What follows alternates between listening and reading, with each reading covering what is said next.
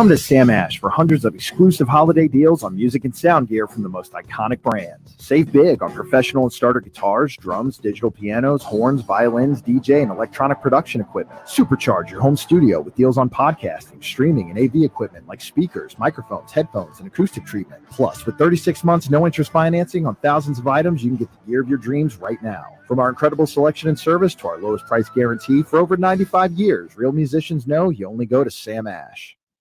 At Life's a Beach Realty, we're all about life on the beach. Stunning Panama City Beach and one of the most beautiful properties on the Gulf Coast, Shores of Panama. Radiant, elegant, and spectacular. Steps away from white sugar sand, every room overlooks the turquoise of the Gulf of Mexico. Come in for your tour today. Life's a Beach Realty is your gateway to Shores of Panama, the shores, and a whole lot more. Bruce Arians here with your Tampa Bay Buccaneers. During these difficult times, it's important that we all show we care about our community's health. You could spread COVID-19 without knowing it. Wear a mask, wash your hands, keep your distance from each other, stay strong, and go Bucs.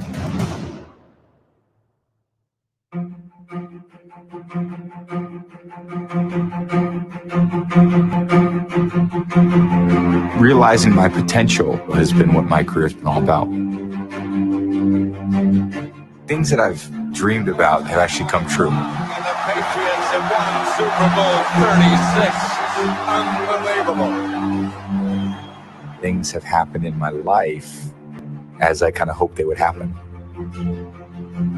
It's been, just a complete evolution.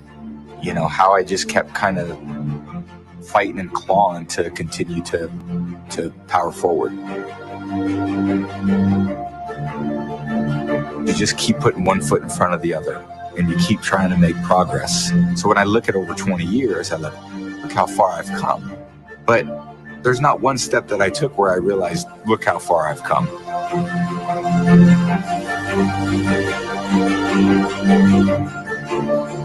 But those series of steps that I put together, I go, wow, that's quite a journey.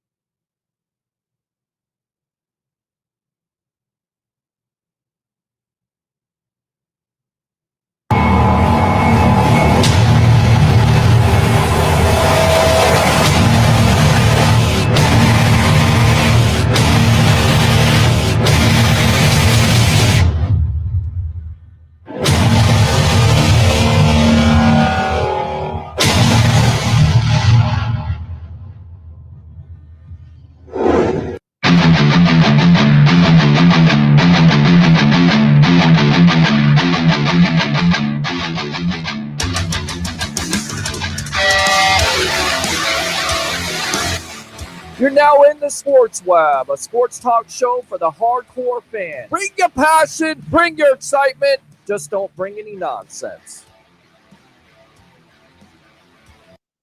Hey guys, what's going on? Welcome back to another edition of the evolution of Sports Talk Television live here on Monday, Wednesday, and Fridays, a early edition on this Wednesday night at 8 o'clock. It's the Sports Web. I'm your host, Peter Blake, giving you something to think about. And as we always do here on the web to start off the show, bring your passion, bring your excitement, just don't bring any nonsense. On tonight's show, we'll have our newest writer, Mr. Joshua Cole Allen, of course, the co-host of Thursday Night Live with Charles Richardson. Tomorrow night, we'll have him on with undrafted free agent safety from Ohio University, Mr. Javon Hagan of the Tampa Bay Buccaneers. We'll talk to him. We'll also have Mike Giardi of the NFL Network at 8:40. He'll give us the rundown of Tom Brady. He's covered the Patriots for a long time, so he may have some inside information. Just saying. At 9 o'clock, we'll have Chris Landry of Landry Football. We'll take some questions, take your phone calls. At 9:45, we will have Eric Wilson of the Sports Arena. And then at 10:15, the flamethrower himself, Mr. Alex Fleming of Fantasy and Flavors.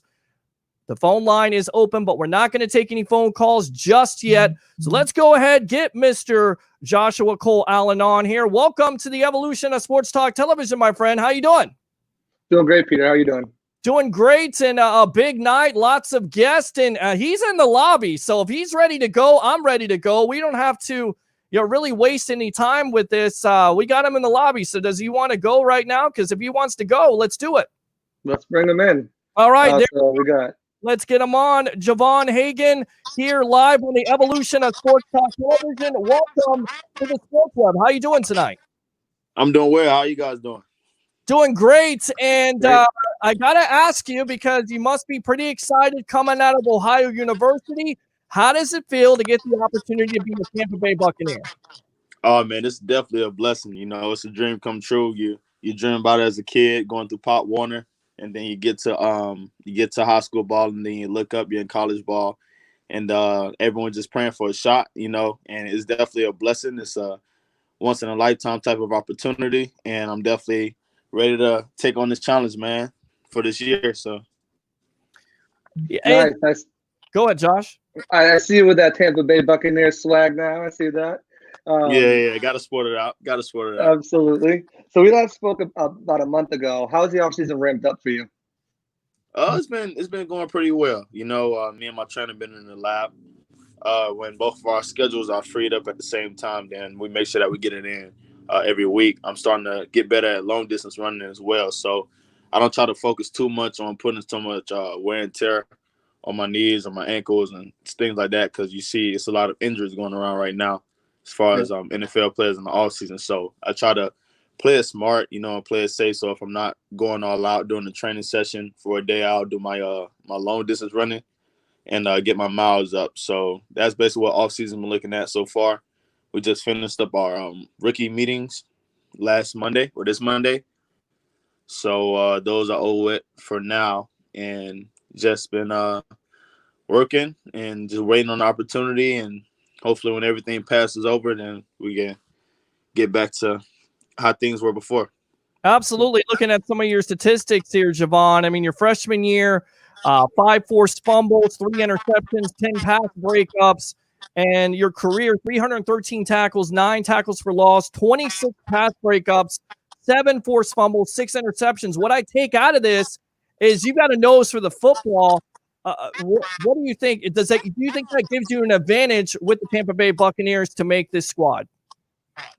Yes, sir. Most definitely. Just the ability to get the offense back the ball is very important, you know, and coaches are looking for guys who's gonna cause turnovers and who's gonna make a difference. You know, back in Ohio, we used to call it mad plays, which were acquired by Coach Burrow, Jimmy Burrow. So mad plays make a difference, you know, and that's what counts when it comes to the big league. They want to see who's making the most plays and who's getting the offense back the ball, you know. So any opportunity that I have once I'm on the field is just a automatic radar that sets off or an alarm that sets off, and I make sure I always keep that eye on the ball, you know. So any way that I can seize the opportunity and seize the moment and make that big play, not only for me but for the team, that's what I'm about. So that's what the whole spotting the ball thing came into effect. Make a difference plays. I love it. Go ahead, John. That's great. Now you're from Jacksonville area originally. Have you made your way over to Tampa, or you still been stationed in Jacksonville, or have you been training elsewhere? So I've been training in Jacksonville, and I actually wanted to plan a trip to go to Tampa to at least stand on the outside of the stadium, you know, just to get a look and get a feel of the atmosphere over there, you know, because Jacksonville and Tampa, they have similar weather type of environments. So it really wouldn't be anything different on that end. But I most definitely have to make my way there, because there's no telling when, you know, we get the signal to go. So, man, I just got to get down there. And I have a very close fraternity brother who's there as well. So I want to get up and visit him. He actually just moved to Tampa, but before he stayed in Ohio. So that's how I met him. I met him when I was at Ohio University. Nice. Do you have a tentative report date that they've given you to make your way over there, or is it just, you know, you're still waiting on hearing that from them? Yeah, we're still awaiting, man. Still awaiting. And we're on right now with undrafted free agent here, Mr. Javon Hagan, safety for the Tampa Bay Buccaneers, Ohio University. On the Sports Web, I'm your host, Peter Blake, along with Joshua Cole Allen. What's the advantage do you think that you bring to the Bucs? What's the main advantage that you bring? What's your game? How do you think you stack up against all these safeties? Because there's definitely some competition with this team. And what do you think you need to work on with your game?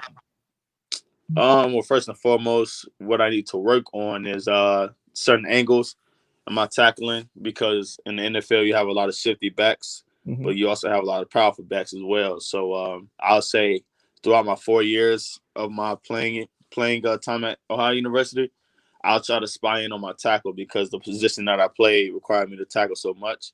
So it'll be sometimes where it'll sort of lack sometimes, and I have to turn on the film and just adjust my angles and things like that. So like I said, I start with the bad first. So as far as what I need to get better on, I would definitely say keying the runner's hip, whoever has the ball, and just making sure I'm making a for sure tackle.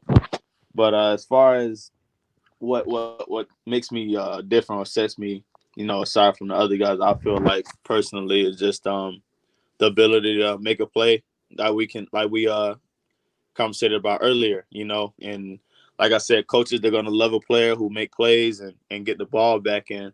That's what I'm about. I'm about turnovers. Turnovers is a big thing on defense, and I have high aspirations on causing a ton of them, just like I've been doing before, just trusting in my playmaking ability and being confident. So I know once it's time to report, confidence is the number one key factor, and that's what I just have to bring in. With Todd Bowles' defense, have you talked to Bowles first and foremost, and what do you know about this defense? No, sir, I haven't talked to him yet, but I know it's a 3-4 scheme for sure. I grew up playing in a 4-3 scheme, so it really didn't take a ton of adjustment, honestly, as far as even setting the odd set. But as far as the defense, I love the way that certain players are poised in their positions. I love the type of assignments that the strong safety take control of, and I love the way that they just create a ton of opportunities for their players to actually get the ball back, like I mentioned multiple times. So as far as the defense, I'm loving the defense. I feel it's a ton of talent, drafted and undrafted, and as far as vets already there, so it's just a part of putting the whole thing together, and it's a process. It's definitely a process, but just gotta trust in our talent, and everything will fall into place, and everything happens for a reason. So.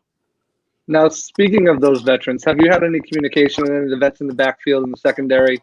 And have you had any communication with your fellow rookie Antoine Winfield, kind of build some chemistry on the field there as you both play different positions, maybe line up next to each other on the field come training camp?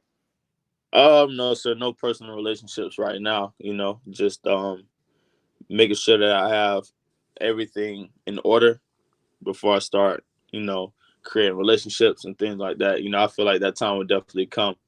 But as far as the off season, just focusing on making sure I'm in the best opportunity as possible, and just setting myself up, for the future and what's ahead. Now, speaking on the offseason, too, we already know about the adversity that players such as yourself and all rookies, for that matter, are going to face without mini camps, OTAs, and now, training camps being talked about cutting down preseason games and cutting down possible practices as well. We know, especially as an undrafted free agent, that's, where you make your mark, where your bread and butter out there in preseason games, because that's like your audition tape, if something weren't to go well here, that's what other teams would be looking at. Does that make you nervous at all that they're talking about cutting down practices and games at all, or are you confident enough in your ability? Oh, no, man. I feel like I was chosen to be there for a specific reasoning, so as far as, that's out of my control, as far as what they're cutting down and what they're planning on cutting down in the future. So, I can't really react when I have no say so, because if I had a say so, we would have been going a long time ago, and I'm pretty sure it's a ton of other players that feel that way as well. But Sure. like I said, as far as it's for a great reason. They're not doing any of this to do it on purpose or to ruin anyone's chances on making it the predicament we have right now, is more important than the 53 to some people, because you have lives at stake, and you have people who are actually losing loved ones due to this virus. So, like I said, the fact that they have to cancel all of this, I mean, they wouldn't be canceling it for no reason. So I'm just trusting in them that they ensure safety among all the citizens around here. And when it opens it back up, then that's when we can get everything going again. But yeah, it's still the same intensity, same energy.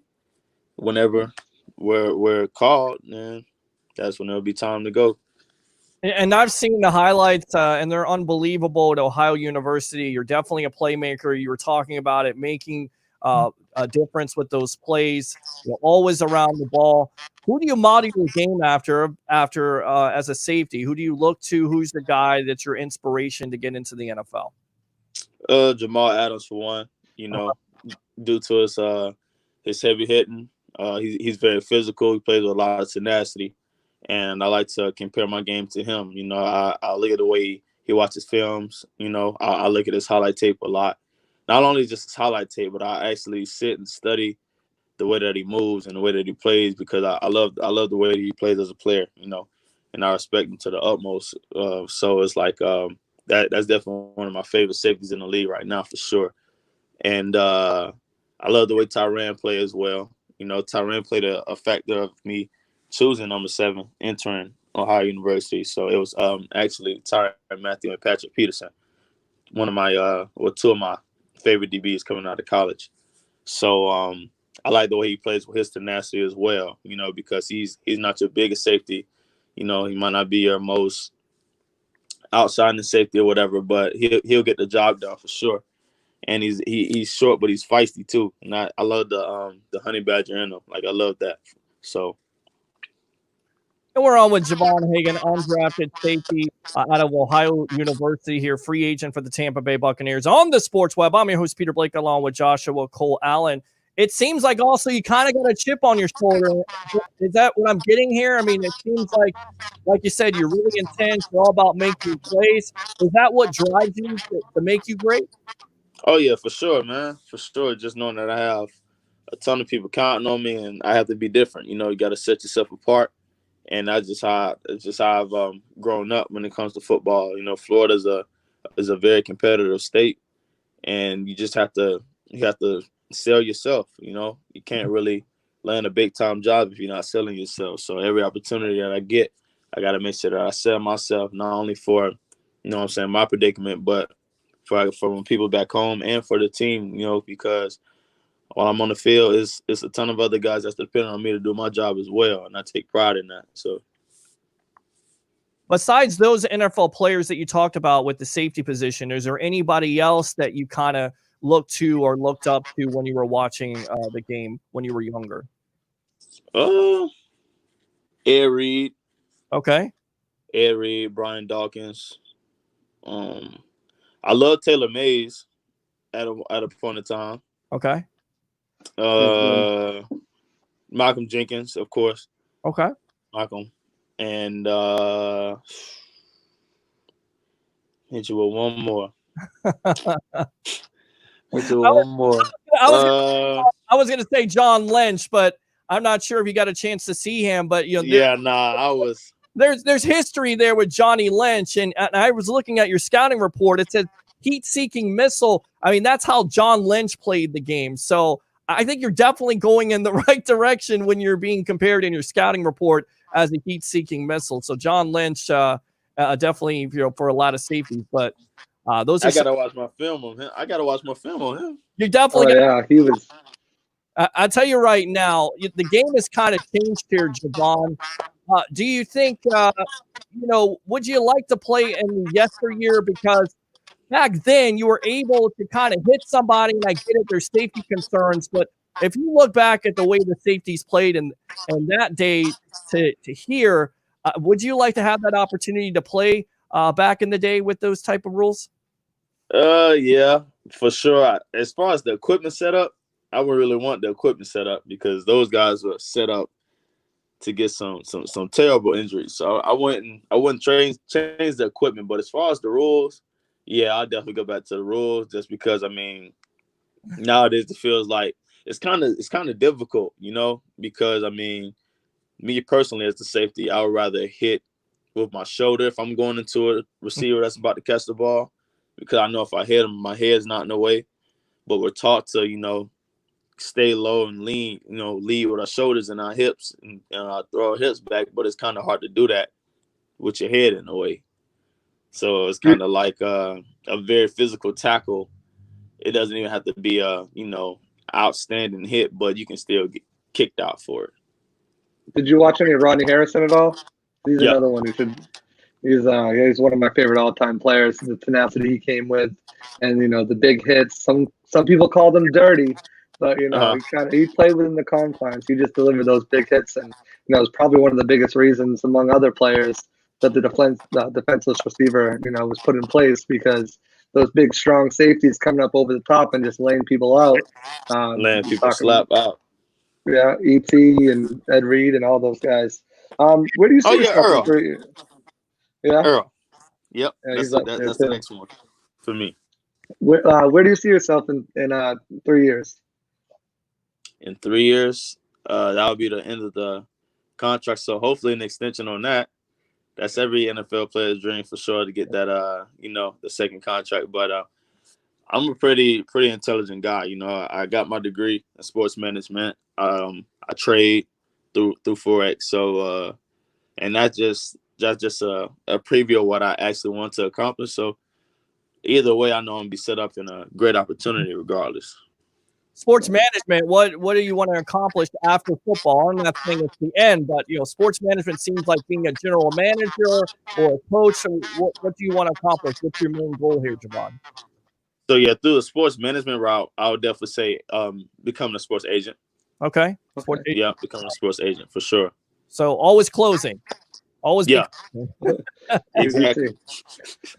All right. So, well, I'll put you on the spot here, Javon. You're an agent. Go ahead and sell me on why you should be my agent here.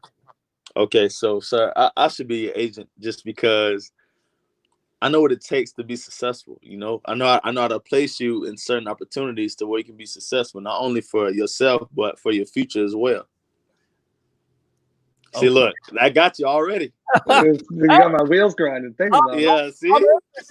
I'm interested. I'm definitely interested in Rom on the sports web, the evolution of sports talk television. We got undrafted safety here, a rookie out of Ohio University for the Tampa Bay Buccaneers, Javon Hagan, along with Joshua Cole Allen on the evolution of sports talk television. It's pretty good. I definitely think you got a future there if that's what you want to do. And it's cutthroat. That's a cutthroat business. Sales at that point. You got to know going into that you definitely got to be aggressive. And I think that's probably where you've got that aggressiveness from, not only the safety, but also the sports management business. I think you're going to do well on that. Exactly. Thank you. I appreciate that. Absolutely. Go ahead, Josh. You ready for some rapid fire? I'm ready. Just let me know the instructions so I won't get set up and we're good. So we're going to start with this or that. So it's going to be rapid fire. I'm going to say this or that, and you're going to have to tell me which one you'd prefer. And then we'll move on to favorites. Same thing. It's like a rapid fire. I'm going to ask you favorite something, and just as fast as you can answer it. You ready? I'm ready. All right. This or that. Xbox or PS4? Xbox all day. Beach or lake? Beach. Basketball or hockey? Basketball. Marvel or DC? Marvel. Favorite character? Spider-Man. Ooh, nice. Dog or cat? Dog. Streaming or cable? Cable. Coke or Pepsi? Coke. Beer or liquor? Liquor. City or country? City. Car or truck? Car. Sack or fumble? Fumble. Pick or fumble recovery? Pick. Big hit or pass breakup? Big hit. Jamal Adams or Ed Reed? Ed Reed. Ooh, I thought you were gonna go Jamal on that one. All right, I can't do Ed like that. I know he was. All right, quickly going into favorites. Favorite movie?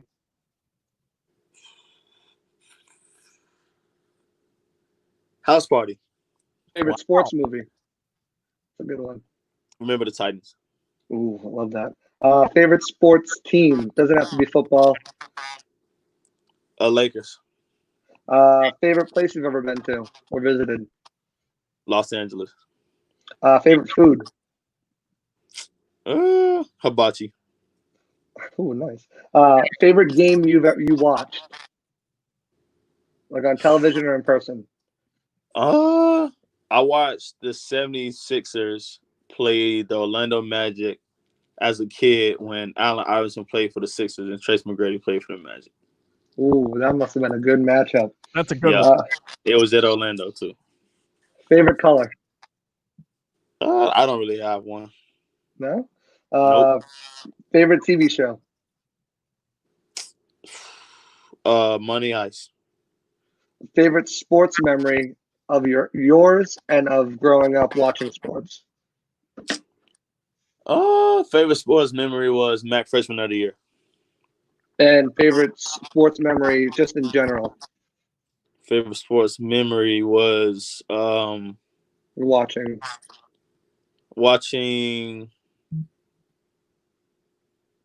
Watching Auburn block the kick against Bama. Oh, that was a good one. Yeah, Iron Bowl. Favorite dessert?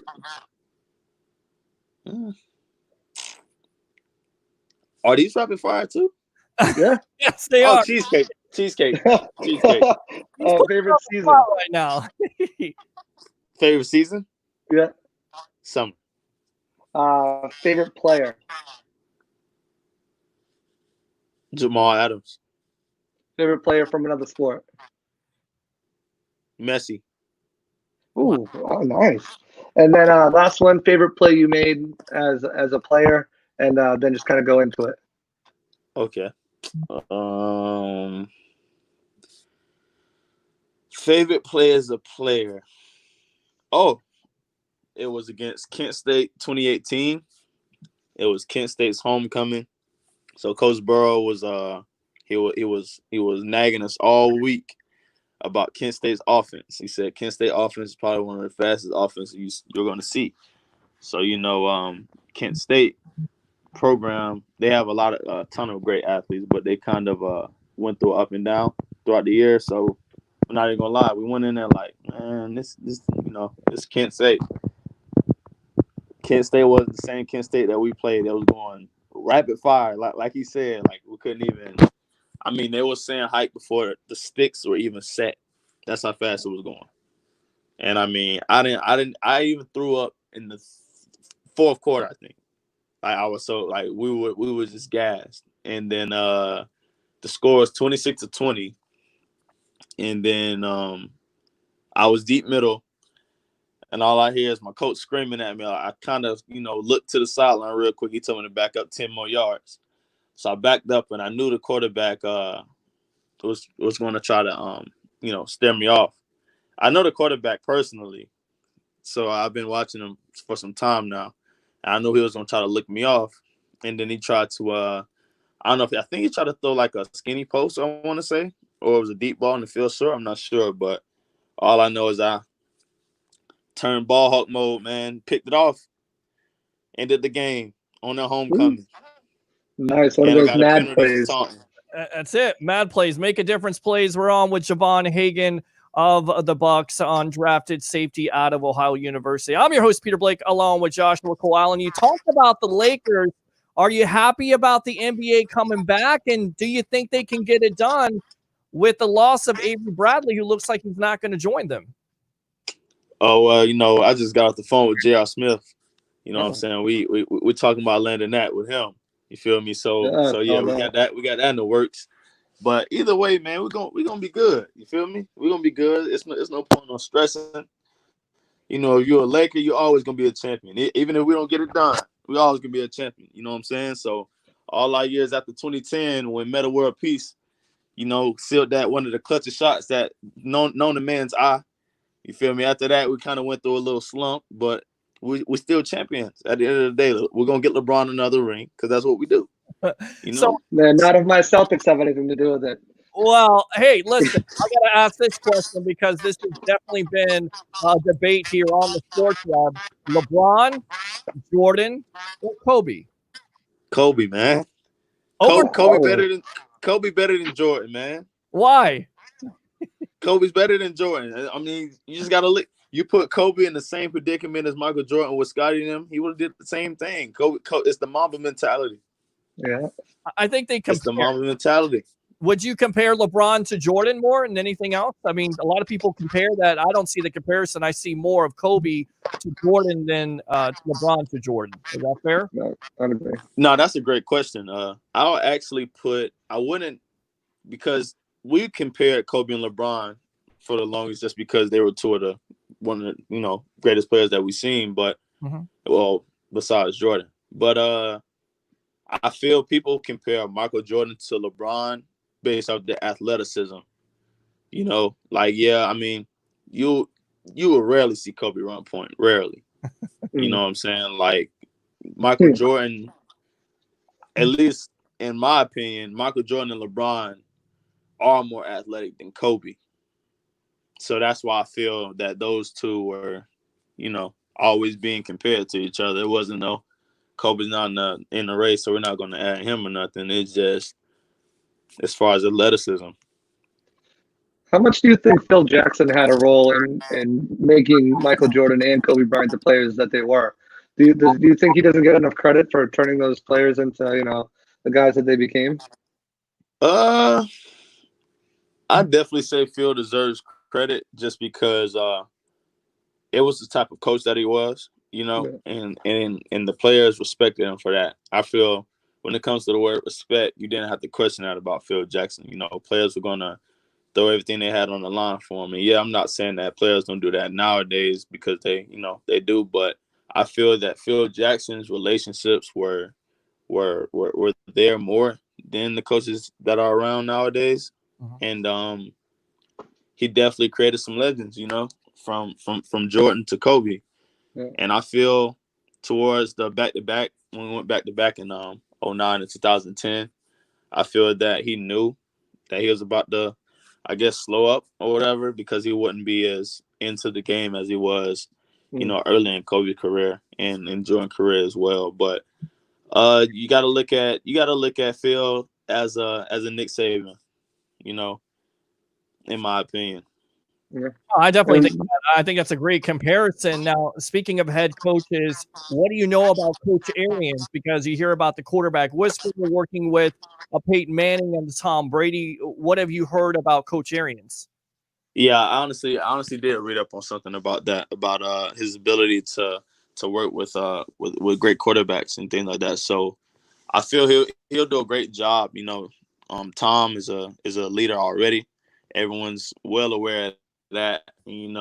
Any team that he would have landed on, I'm pretty sure he would have brought the same intensity, just because that's how he is as a player.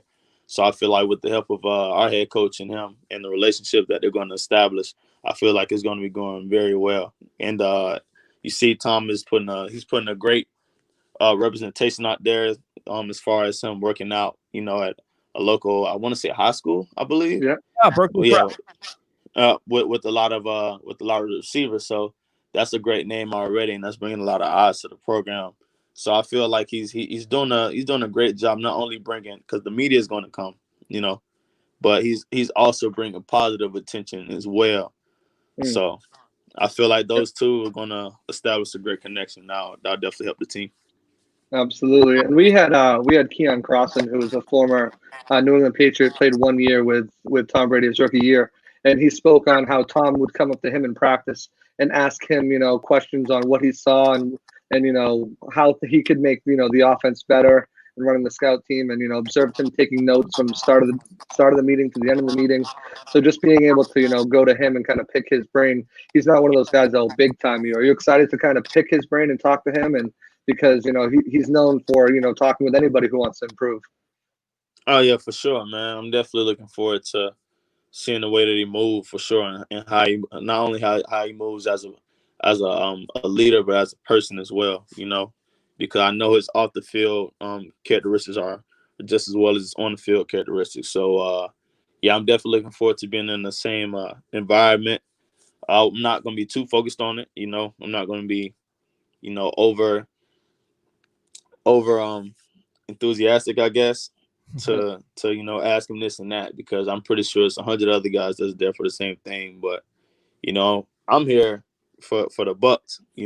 So Yeah. I got to focus on the Buccaneers, and he's a part of that. So I feel like it really, at the end of the day, would be on the same team, and we'll be teammates, and then we can establish a relationship then. So that, like I said, all that to come. Perfect. And then just one real quick, we have a fan question out there. This is from Andrew Big Board Faubert, Buck Report's own.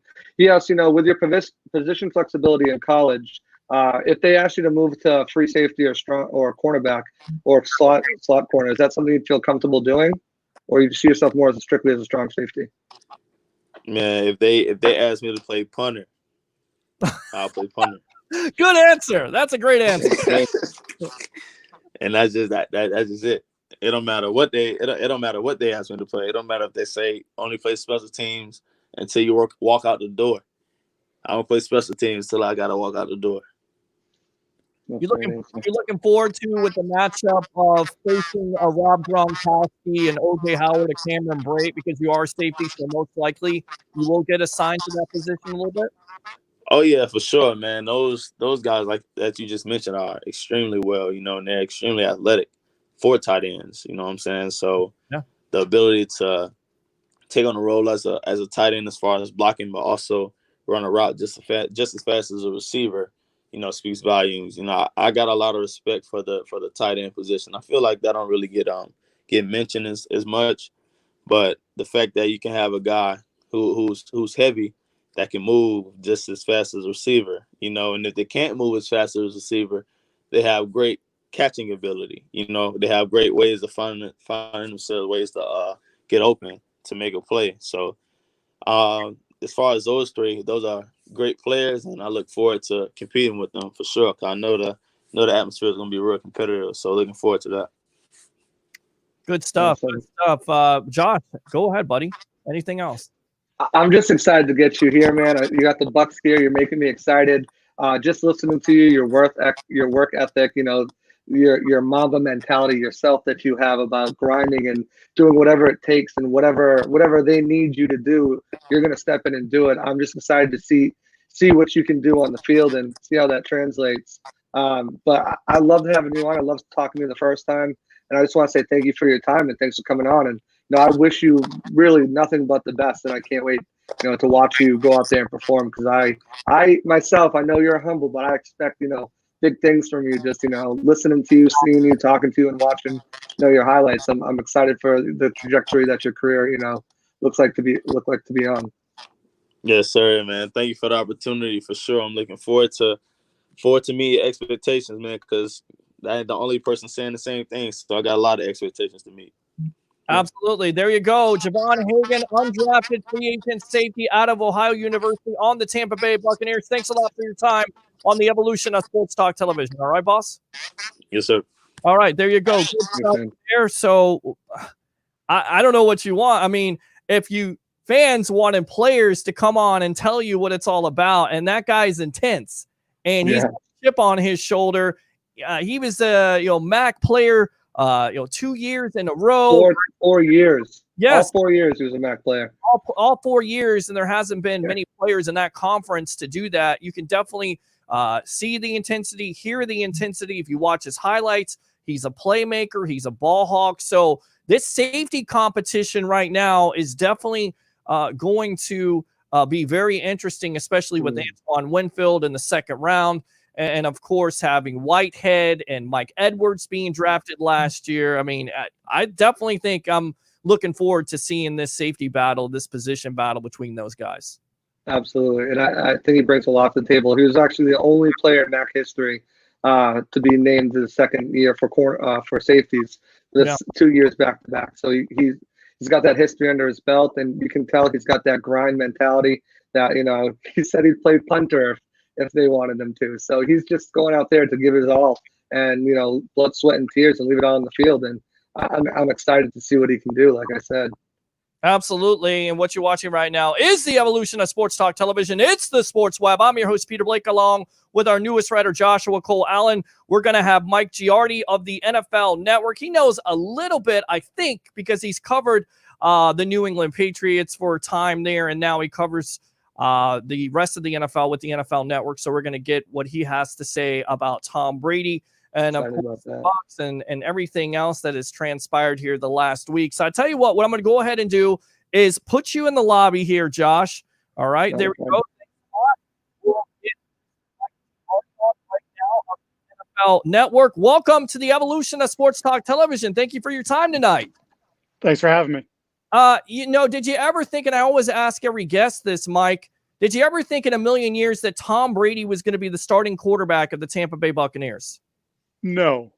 And I would say that over the last couple of years, I felt like there was a desire for Brady to maybe spread his wings and go somewhere else. But when we were handicapping as we got closer to the end of the season and the offseason, obviously Tennessee and the Chargers, there were all these different connections you were trying to make between whether it be the Vrabel, John Robinson connection with Tennessee and some of the common players they have, or in LA, take the brand of TB12 to LA. And I don't think anyone necessarily thought Tampa, but, obviously that's the way it played out. And I think when you sort of look at maybe the marriage between he and Bruce, it's an intriguing one. And I think it's one that clearly appealed to him. And I think like everybody else, I'm anxious to see what it looks like. Do you think one of the main reasons why Brady exited New England was because of the relationship between Bill Belichick and now this relationship between Coach Arians? It can basically revitalize him here in Tampa. Well, I just think when you play for anybody for 20 years, I mean, it's a long time. You never see that sort of continuity of both the quarterback and the coach position.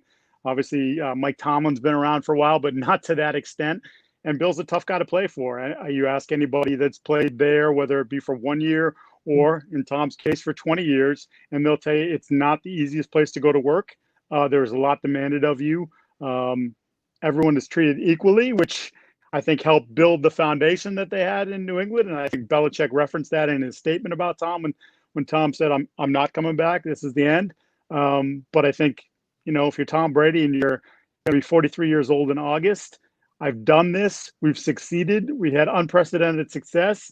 And now let's try something different. Certainly his wife has a great influence on him. And, it's one of the things that came out, I think, over the last 4 or 5 years is Gisele's like, I've been everywhere and done all these different things. And I'm a self-starter and I had to, you try different things. And for 20 years, Tom didn't have to try anything different. And now this is something I think that clearly has the potential to reinvigorate him. Not that, his play had dipped so severely that he needs to pull himself out of the gutter, but there is a little bit of decline the last couple of years. And I think clearly you're seeing the effort that he's putting into this offseason. He is motivated. Yeah, I mean, 24 touchdowns, 8 interceptions. A lot of people were talking about that decline, Mike. And some people were saying, well, he's getting up there. He's going to be 43 in August. I think more so it's probably the weapons more than the decline, right? Yeah, look, I think his arm strength is still what it's been. I don't see any discernible issues with that. I would say, to me, the biggest area of decline for him would be in the sense that there's a self-preservation that has to take place now. At 42 last year, going to be 43 this year, and I think you saw it with the number of throwaways. I think you see it sometimes with him turtling in the pocket. And look, that's not a knock. I mean, clearly what the Patriots did depended on Tom Brady being on the field offensively. And so he had to take steps to sort of protect himself. But I think you started to see over the last couple of years some of the injuries. There was 2 years ago, there was a 6-game stretch where he had a sprained MCL, and he was not the same quarterback. And then, late in the year, he finally got healthy. The team sort of changed its approach too, and that's how they, I think they kind of stole a Super Bowl, if you will. I don't think that team was necessarily one of the better ones that he's been on, but they win a Super Bowl over the Rams. And then last year, whether it be the elbow, whether it be the Achilles, whether it be the ankle, just a number of different things that usually, as you get older, these things you don't heal up faster, you don't get better. So I think to me, that's the part you have to watch. I think going forward with Brady is how does his body handle, the rigors of a 16-game season and getting hit. And we're on with Mike Giardi of the NFL Network, of course, has covered the Patriots for a long time with NBC Sports Boston. So he knows a thing or two here on the sports web. I'm your host, Peter Blake, giving you something to think about. Mike, a lot of talk about this offensive line. 47 sacks they gave up, of course, having Jameis Winston here maybe hold the ball a little bit too long. But is that the biggest question coming into this season in 2020, this offensive line, and can they hold up? Yeah, I think that's definitely a part of it. And obviously they invest in the first round and worse. And I think the hope is, obviously he has a good track record at Iowa, but obviously just the physical attributes that kid brings to the table. And Bruce Arians on draft night just raving about, like, hey, you don't see some skilled guys do what this guy did at 320 some odd pounds or whatever it was. So can he hold down the fort? Can he end up being your left tackle, whether it's this year or in the future? I'm certain they would probably like it to be this year, but again, it depends on where he goes. I think the other thing you'll notice here with Brady is, and I think it's happened over the course of time in New England, is you'll see the offensive line's going to look better because he will get rid of the ball quickly. I know Bruce's offense wants to stretch the field, and there'll certainly be some of that. And I'm sure Tom is motivated to show people that he can still do that. But there is that other part of him where sacks are bad. He'll tell you, you don't want to take a sack. Turnovers are bad. So two things that the team maybe struggled with last year that I don't think you'll see with Tom this year. Yeah, I mean, look, the turnover situation, of course, was crazy with the 30 interceptions by Jameis Winston. So you definitely feel like that's going to cut down, although quarterbacks that get into the system the first year tend to throw, but it's Tom Brady. So with everything, the personal workouts off the field, the COVID, do you think that's going to have a big time effect, or are the Bucs, because Brady is into these personal workouts, have an advantage over everybody else? Well, I think, it's sort of been the way things have gone in the offseason now for a bunch of teams and a bunch of quarterbacks, not just this year, but in years past, where guys are getting together and they're working out. Obviously, these are unique circumstances. And as we saw over the weekend, the PA is recommending against that. But guys are going to do what they're going to do. We saw that on Tuesday. Brady had that whole crew out there working again. He's bound and determined this isn't going to flop. And if that means he's got to keep working through this, he obviously takes great care of his body. I don't know if that can prevent, obviously. Nothing can prevent what's happening here in the country, but he feels good about the way he takes care of himself and the treatment that he gets. So I think initially I thought, like, look, if they're going to have to stay away, they're not going to be able to get in the building and be together as a group, that would impact them greatly because Tom is so particular about things. But the fact that they've been able to get together and work out, and I think, as we've heard from a bunch of different coaches across the league and players, while the Zoom meetings aren't quite like being on the field, some of this sharing of plays and being able to do things and draw up plays in the playbooks and ask guys questions as you're doing it and be able to show them visually, no, I want you here and this. I think that surprised a lot of people. I think the advancements in technology, I mean, we knew we were advanced, but I don't know if they knew to this degree. So I think while there probably is going to be some impact should they get on the field this fall, I don't think it as much as I thought it would have been maybe in February or March. Yeah, I mean, you hear about the NFL Players Association coming out and recommending that they don't do personal workouts, but it's like, okay, I can understand where you're coming from because, of course, there was a couple players that tested positive for COVID, our assistant coach, but you also have to get your work in, Mike, and you had a date today. Your colleague Ian Rappaport says July 28th is when they're going to report. So I almost feel like you're damned if you do, you're damned if you don't. And what I mean by that is Brady has come under criticism for not necessarily working out in the offseason, and now he's trying to work out, and now he's getting criticism. So could you see the Players Association or the league kind of try to stamp down on the Bucs or try to find the Bucs, or do you think it's much to do about nothing? I just don't think that they can really do it. I mean, let's face it. If these guys wanted to do this in the privacy of their own homes or however they wanted to work this, they could do it so that the reporter doesn't get the video shots or the drone's not flying overhead. I mean, just locally, I'm based in Boston, and the Patriots have been doing it. And other than the occasional shot on somebody's Instagram, you don't see anything. They don't want to talk about it. And I think you're seeing it in a lot of other places too, where it's just like, look, we're going to do what we're going to do. And you're not going to know about it. And that's, I mean, Matt Ryan was flying around all over the country and they were doing workouts. Nobody has any video of it. And the only reason we know is because they ended up telling us. But by and large, I think it's going on in all 32 NFL cities or wherever these guys are located. They're working out, and they're working out in groups. Yeah, they're definitely working out in groups, and we're on with Mike Giardi of the NFL Network here on the Evolution of Sports Talk Television. It's the Sports Web. I'm your host, Peter Blake, giving you something to think about. You talked about the injury situation with Brady. He's been able to stay a little bit healthy, but of course he's had his bumps that have definitely he's gone through. Let's talk about Rob Gronkowski. They get him for 1 year for $10 million. It kind of takes a break. What do you see from him? Because what you hear from other outlets is that defensive coordinators are basically saying, you know what, we're not taking Rob Gronkowski seriously. He's not a number one priority. We feel like we just hit Brady. We don't take him seriously. We should take Evans and Godwin more. Do you believe that, or do you feel like Gronkowski definitely, because of that year off, will come back and definitely thrive in a Bruce Arians offense? Yeah, I mean, for me, it's hard to project what Rob is going to look like being off the field for the last year. And obviously the player that we saw his final year in New England is not the player that most people remember. And there were some moments there, obviously, and he certainly was key in terms of just his ability to block. He's a terrific blocker. It's always been sort of at least nationally, an underrated part of his game. But I always thought he was one of the better blocking tight ends in the league.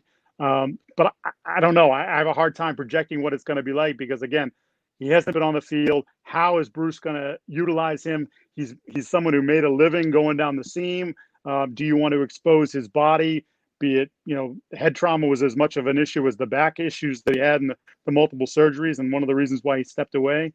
So, I'm curious to see how Bruce uses him. The good thing for Bruce is that he has Cameron Brate and O.J. Howard as well. So it's not as if he wants to spot Rob, I think he has the potential to do that. And to me, that would make the most sense, especially early on as he sort of gets his game legs back under him.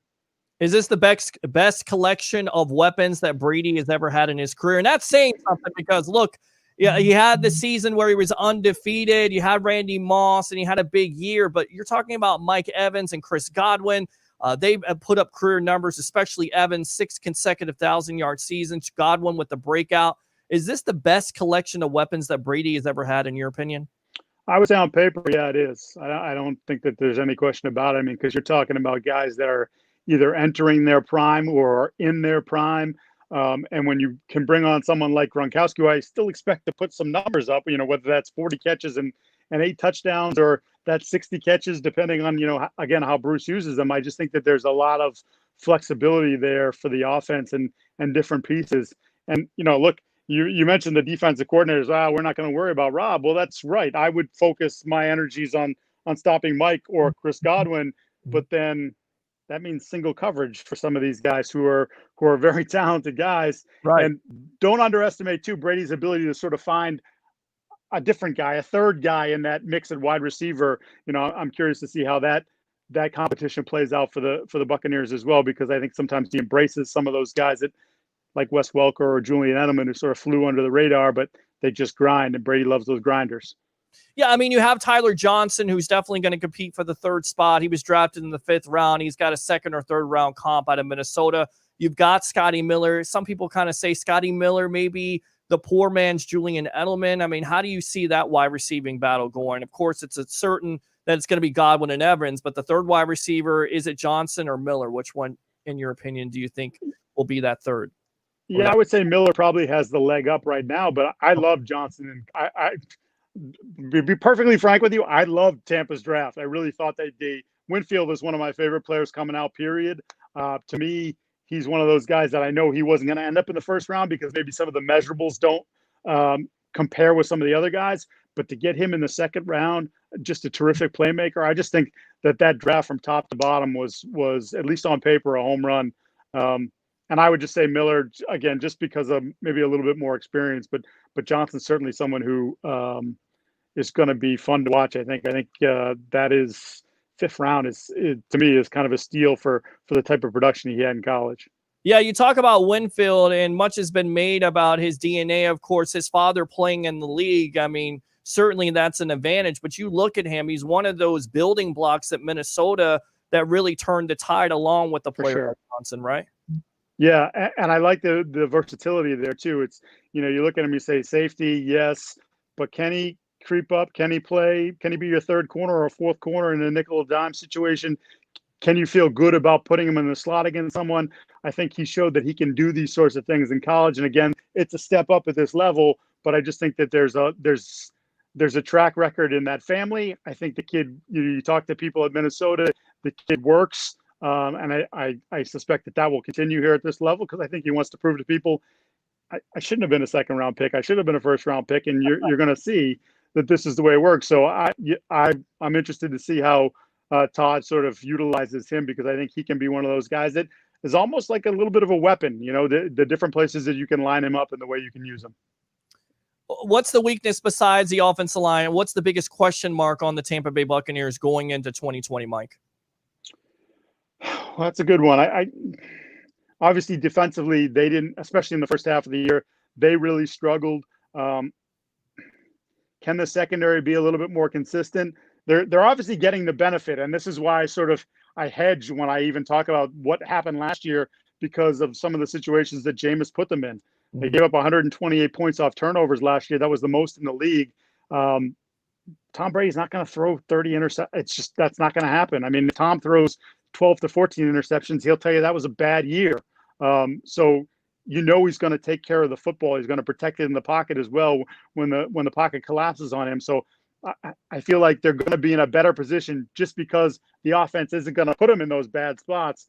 I love their linebacker group. I mean, how can you not? Levante Davis and David and Devin White are, if that's not the best group, they're the best duo. They're right in the conversation. And I think, Todd Bowles is certainly putting more pressure on Devin to sort of even elevate from last year. But I think they know what they have there. They feel like they have someone who can be a complete disruptor and can quarterback that defense for, the next decade. So, can Shaq, I guess maybe I look at maybe someone like Shaq Barrett. Can Shaq deliver? I'm not asking for 19 and a half sacks.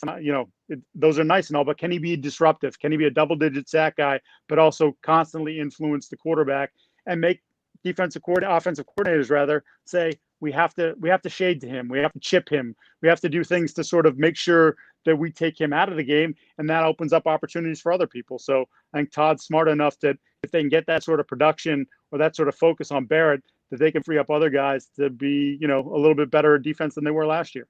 And I think it comes down to also JPP being healthy for a full year. Sure. See when he came back in the second half of the year, how much it really helped that defense out. We're on with Mike Giardi of the NFL Network here. Thanks for your time. Definitely here on the Sports Web, the evolution of Sports Talk Television. I'm your host, Peter Blake, giving you something to think about. So I'm going to put you on the spot, as I always do here with all the guests. What is the number of wins? For me, Mike, with everything they've done in the offseason and the draft, it's Super Bowl or bust. But put a number on how many wins you think the Bucs will have in 2020. I think that division is they're going to beat the holy hell out of each other. So I say 11 wins, I think is a fair sort of place, but that obviously gets you into the tournament. And if you get in the tournament, anything that can happen. Brady's been parts of teams that are, you're the number one seed and you have home field advantage and you roll through. And he's also been part of, a lower seed that's managed to roll through. So I would think that team too, if he can stay healthy, should be a team that gets better as the year goes on, as they obviously get more and more used to each other, and Bruce and Tom and Byron Leftwich get on the same page.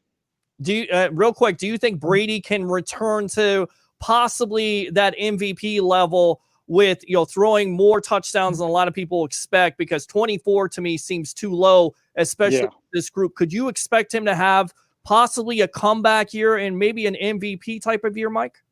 Yeah, I would be surprised, very surprised if he throws for less than 30 touchdown passes again. Wow.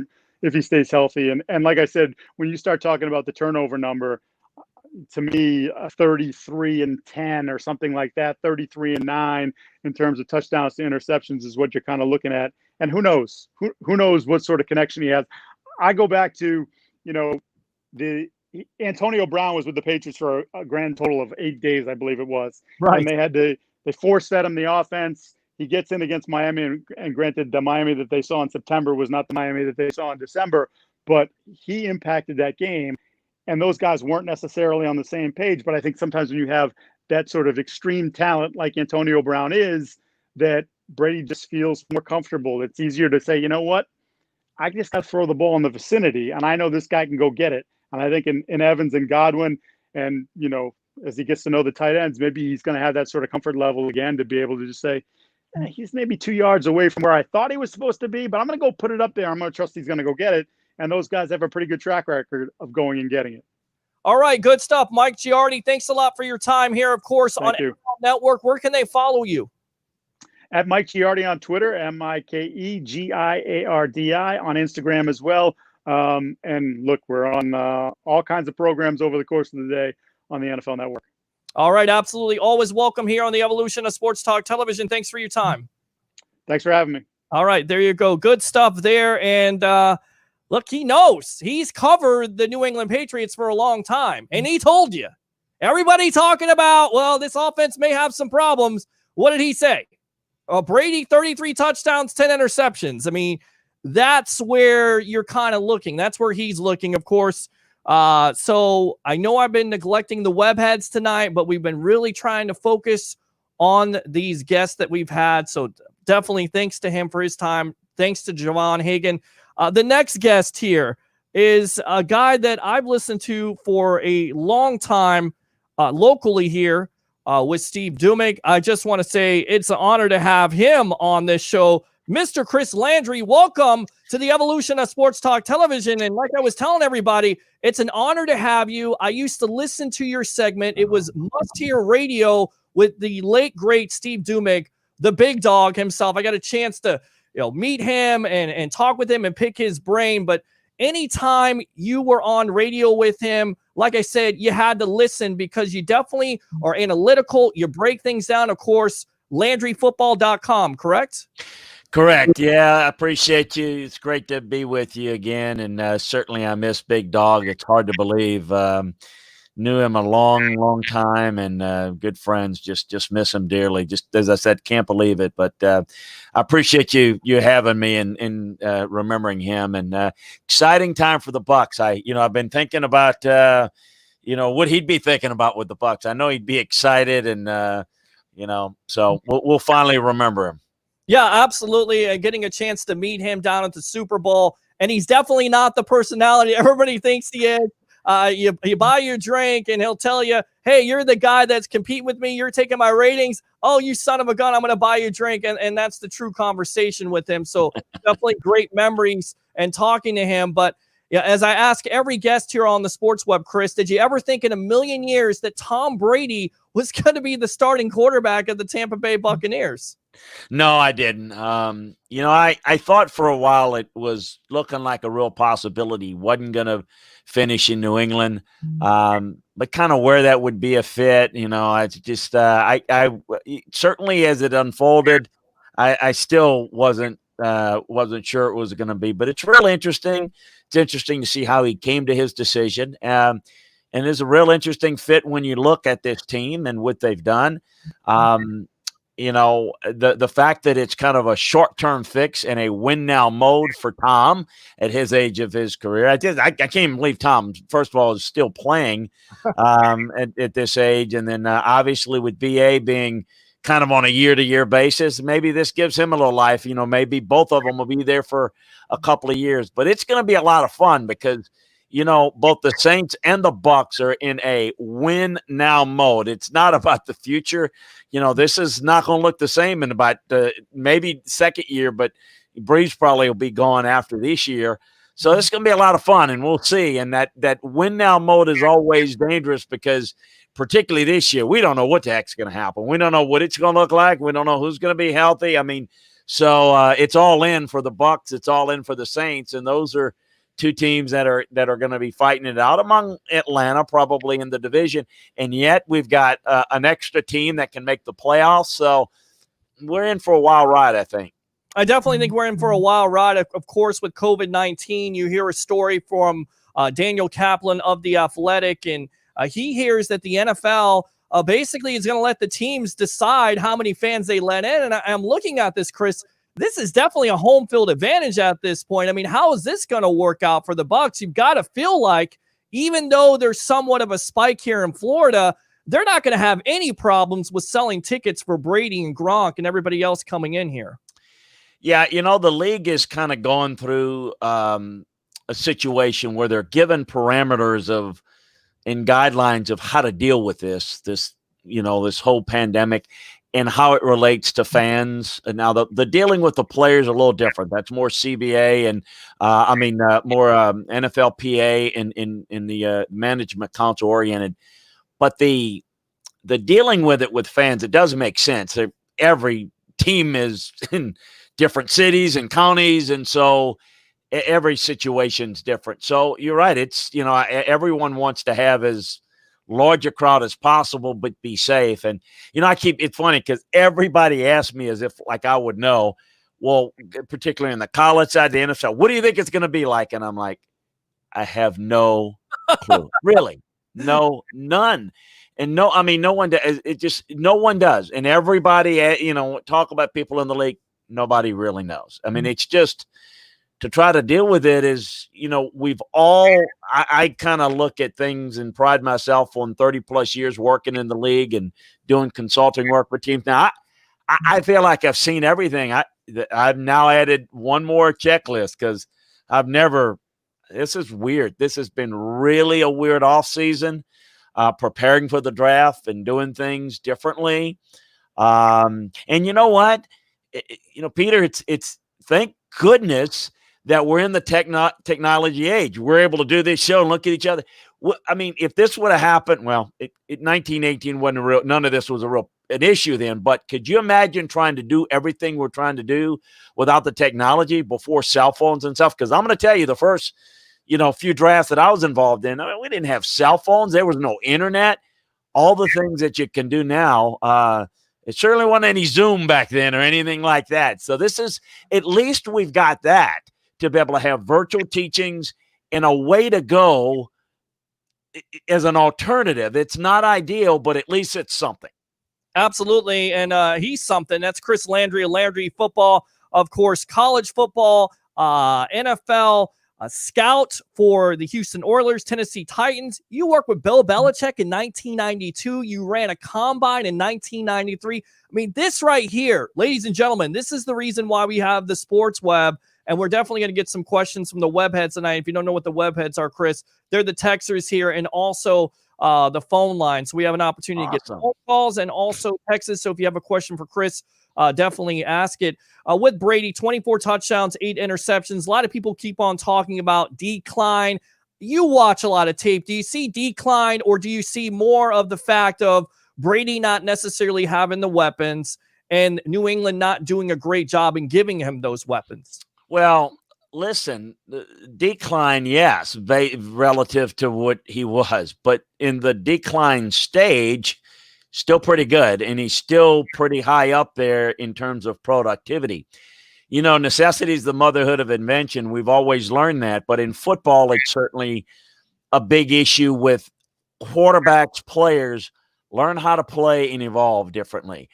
With their physical skills maybe not being as good compared to previous years, you learn to see things a little bit better and you learn to adjust. He's done that exceedingly well. And, even things like, how's this offense going to look? Mm-hmm. With Bruce wanting to be a lot of vertical game and work, well, Brady can't do that. You know what? Breaking him down, he is among the top 10 still in terms of accuracy of passes over 20 yards or more. He can still throw it deep because you throw the deep ball with your legs anyway. You just need to get, deep set and do it. I still think the guy can play. I think it's going to be a big difference because I thought the biggest thing that jumped out at me on tape during the season studying the Bucs is that, Jameis made so many mistakes. He held the ball too long. The turnovers, the interceptions people know about, but holding the ball was a major problem. And, that's not going to be an issue with Tom. The ball's going to come out quick. And certainly you're going to have to defend a 3- and 5-step drop if you're playing them. And look at the weapons that they're going to have. It's as good a duo of receivers as you have. The tight end, I'm going to tell you, Cameron Brate is going to be a bigger factor again because he's going to work the tight ends a lot more. He's going to hit the check down a lot quicker. And we'll see, with Vaughn, a veteran back that they might add. Certainly Jones is an explosive runner, but working the back out of the backfield. These are all elements that they haven't really utilized enough that I think Brady's going to do it. But, yeah, I'm going to be honest. And I'm not going to sit here and tell him, oh, yeah, he's physically as good as he was 6 years ago. No, that's not true. He's still very effective and, I think is very, very capable of having an outstanding season. At some point, it's going to end, and it's definitely on the not only the back nine of his career. He's making the turn towards the clubhouse, but I still think he's got a year, maybe two, more left in him that can be really productive physically. And we're on with Chris Landry of Landry Football here on the Evolution of Sports Talk Television. It's the Sports Web. I'm your host, Peter Blake, giving you something to think about. You talked about the tight ends. Of course, people are talking about Gronk, but the player that I'm kind of waiting for here, and maybe you can discuss this, O.J. Howard. He has all the potential in the world. First round, 19th selection out of Alabama. A lot of people said, he's been productive, but hasn't been able to stay healthy. And then it seemed like the wheels kind of fell off last year, and he doesn't fit in this Coach Arians offense. Do you feel like Coach Arians with the 12 personnel can get the most out of Howard and Gronk and, of course, Brate? He can. I think will it. I mean, I think, I'm a little – listen, I really was high on O.J. Howard. I think he's an outstanding talent. Mm-hmm. Listen, he's a pro now. He's got to up his game. The challenge of working with Brady and what he's going to demand and those things, it's going to be, the rubber's going to meet the road. He's going to figure this out. I do think it's normal for a player that's trying to find his way in the league, and maybe it's not working. They get a little frustrated, and then it becomes a little bit not in the coach's doghouse, but Bruce will tend to give his little shots whenever he wants to, just to kind of needle a guy and maybe. I'm not ready to give up on O.J. Howard. I think he's too talented, and I think that you have to look at Gronk, Brate, and Howard in a predominant 12 personnel offense. You better have three guys, because if you're going to run a lot of two tight ends, you're going to, and I'm going to tell you what they're going to want to do with Gronk is they're going to want him to use him flexed out as like a slot guy, a big slot, because they did that a lot in New England. So you're going to see, a lot of, 12 personnel into the game. And sometimes with a couple of tight ends and Gronk and the blocking, I think there's a lot of things that they can do. They're going to need three to get the most, and three to be healthy to get the most out of their 12 personnel set. So listen, everybody said, well, they're going to trade O.J. Howard. Well, his trade value is not elite. I still think you could get him, but are you going to get the type of value on a team that wants to win now? I didn't look. If somebody was willing to overpay for him, I think they do that and maybe sign another tight end and go that route. But I think right now they're thinking in terms of, look, this might be the launching point for OJ, and then you got Gronk, and you got Brate. You've got all three of those tight ends are different. If you think about it, Brate's the great hands guy. So is Gronk, who's just freakish in and of itself. Can he stay healthy? And that's a big issue as always with him. But then OJ could be the guy that could really be the seam stretcher that is, very, very athletic. So I think it's a pivotal year. I don't have the answer of how good he's going to be, but I have a sense that he'll have his best year. What do you think he needs to work on to reach that level? Because a lot of people comparing Howard, coming into the league, he could be a Gronk type of player. What does he have to work on, Chris, in order to reach that level? Yeah, getting off press coverage, because a lot of people have caused him problems with that, having a better understanding of coverages. He doesn't stem his routes very well. I think that he's relied on his athletic ability a little too much, and it's the nuances of being able to get free in this league. And I think fight through some of the adversity. Ball's not coming your way. It's, frustration. I think that not to be overly, blaming, but I think a lot of balls were forced, maybe some bad decisions, and you got to fight through some of that as a player and say, you know what, do your job, be a good teammate, work. When you're young, you're a high pick, the expectations, they sense it in today's world that, people are disappointed. They're talking. I think he's just got to let that go. And you got to begin to start at this point. If it's him and you're representing him and you're saying, look, you're getting ready now to start playing for your next contract, because he's going to be in the league for a while. He has a bad year with the Bucs. He's going to get another shot, and he's too talented not to. But I think he can earn a bigger contract either with this team or another based upon how he begins to play now. Speaking of earning a contract here, Chris, Jameis Winston goes to the Saints, of course, under the 1-year deal to learn under Drew Brees and, of course, Sean Payton. What do you think, or what factors or the reason why he didn't work out with the Bucs?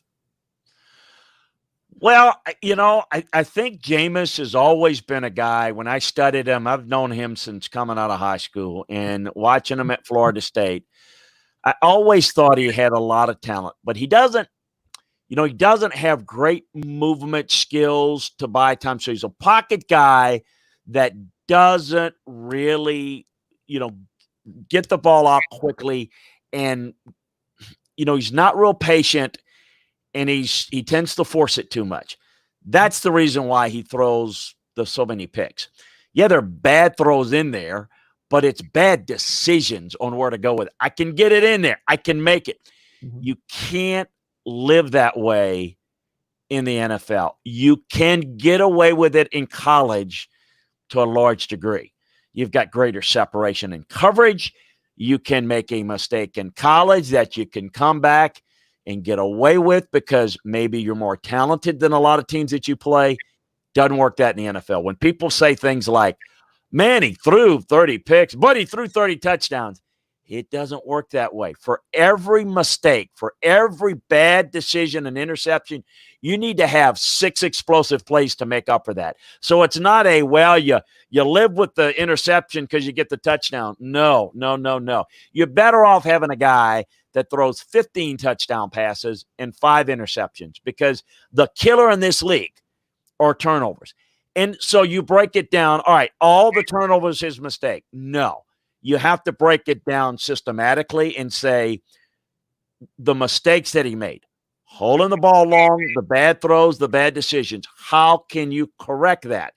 And that's what they couldn't quite do. It's quite frankly, my concern for him is that while he's had a few coaches, and that sometimes can be a challenge to deal with as a player, they've not had a lot of guys, and a couple of them have done a really good job with quarterbacks, have not gotten through to him. The inability to work the check down, have the completion that's the drive extender, that it's not always the explosive plays. Yet, I thought he was a good fit with Bruce because Bruce wants to attack deep, and Jameis can make explosive throws downfield. What he couldn't do is be more systematic in terms of making good decisions to get the ball to the right player at the right time. And I thought those mistakes were killers and probably prevented this team from having a real chance to win more games, because they were in a lot of games and they also missed a lot of kicks and stuff like that. I get that. But, the mistakes are killers. That will absolutely – you cannot win in the league doing that. When you look at teams that shot themselves in the foot last year, the Bucs were certainly very, very high in that list. Do you think that's the reason why a lot of teams, Chris, stayed away from him? Not only he was coming off of injuries, of course, with the fractured thumb and the knee that you learn about, but is that the reason why a lot of teams stayed away from him? Because it was assumed with that quarterback market, and of course what Tannehill got, what Dak has gotten, that he was going to get that because of what we spoke about, being second in the league with the touchdowns and, of course, over 5,000 yards. Was it the turnovers that killed him, or was it the fact of COVID and the knee injury and the injury in itself that really held teams back? Well, I think the turnover issue was the biggest factor. That, and I think he was, in his mind, shopping for a starting job. And it's easy to say, a lot of people will say, well, you should find a starting job. I think he's one of the best 32. Doesn't work that way. You look at contractual obligations, investments, and quarterbacks that have been drafted around the league as starters. There were not a lot of starting job open. So you've got that. Do you want to pay him starter money, close to starter money, commit long-term for a guy that's had that many turnovers? You throw in COVID, where maybe you don't get as much of a chance to sit down and learn with him. I think that contributed to that. Now, what I think was smart by him and mature by him is to say, you know what, if I'm going to be back up, I can go learn from a guy that's probably going to be there one more year and then kick into the TV booth. Learn from one of the best quarterback teachers around. And I can, earn myself a job with the starting job with the Saints or somewhere else. And, but I got a chance to learn. So if I can't be a starter, it's an opportunity where he doesn't have to commit too long. No one's committing too long with him. So it's a reboot for his career. I don't know how it's going to work, but I'll say that, if he doesn't get better and he doesn't learn in this environment, I think it's time to really start to say, is the light going to come on for him? But I will also say this, and it's different, but when I look at a guy like a Ryan Tannehill, who came out of A&M, who's a receiver, and didn't play a lot of quarterback, comes in and, right there in the south part of the state at Miami and, he's really kind of find his niche in Tennessee. I got paid well. That is an opportunity for Jameis, who had more passing skills coming out of college. Now, if he can figure out how to play quarterback better, there is no question that his career it could have another life and could be better. I've always been, challenged with the fact that the mistakes are killers. That doesn't have to define him the rest of his career. It has to this point.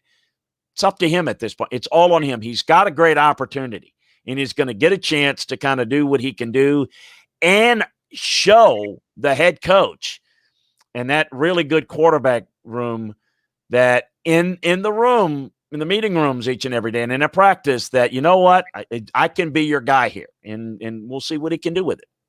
And we're on with Chris Landry of LandryFootball.com, of course, a talent evaluator for decades. I was going to say decades for the Houston Oilers, Tennessee Titans, of course, the Cleveland Browns, worked with Bill Belichick himself, set up combines. Let me ask you this with the draft process, kind of, Bruce Arians talked about this about a month ago, 400 reps being lost to the rookies. What kind of effect do you think that's going to have on rookies? Tyler Johnson is being talked about, Antoine Winfield, but you lose those type of reps, you got to feel like, Chris, there's going to be some type of impact, right? No doubt about it.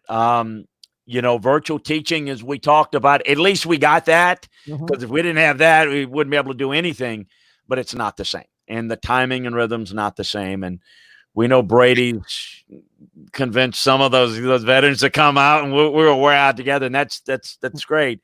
But these rookies, it's tough because, look, the big thing people always say, well, rookies, OTAs and all that, very important. They come in, they get to learn. You go through your installs. It's a good pace for young guys.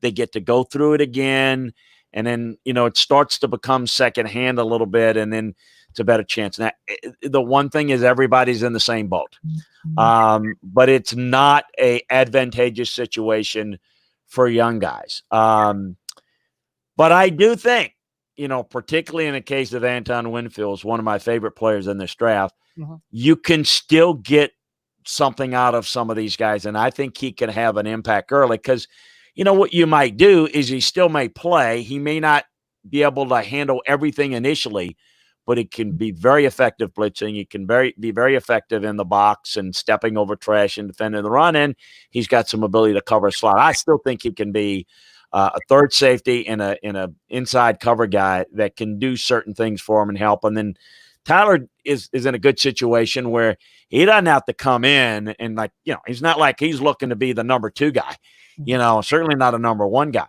but in a number 3 receiver role in packages, I think that's what you're going to have to do. Just you give them a little bit on their plate and just kind of go from there and we'll see. Yeah, Mike Giardi of the NFL Network was kind of saying he believes Scotty Miller has the advantage because, of course, he knows the offense. But Tyler Johnson, fifth round comp, Chris. You know this all too well. That wide receiving class was very deep. Any other given year, Johnson most likely is a second or third round pick. In this case, he's a fifth round selection. And like I said before, a big time building block for that Minnesota program and PJ Fleck, who's got that program going in the right direction, right? Yeah, is an advanced route runner, and that's he can run a little bit more on the route tree than most guys do, so that's good. But like everyone else, I feel bad just from a whole development standpoint that we've lost this offseason. But with other sports losing their season or parts of it, we're hopeful that we can get through it somehow, some way. But I wouldn't give up on young guys contributing. But it's going to it's going to retard the progress. And I think overall, we may see the same amount of snaps out of rookies, but when we go through the grading process, that may not be quite as good because, as a whole, everybody, just because it's much more challenging.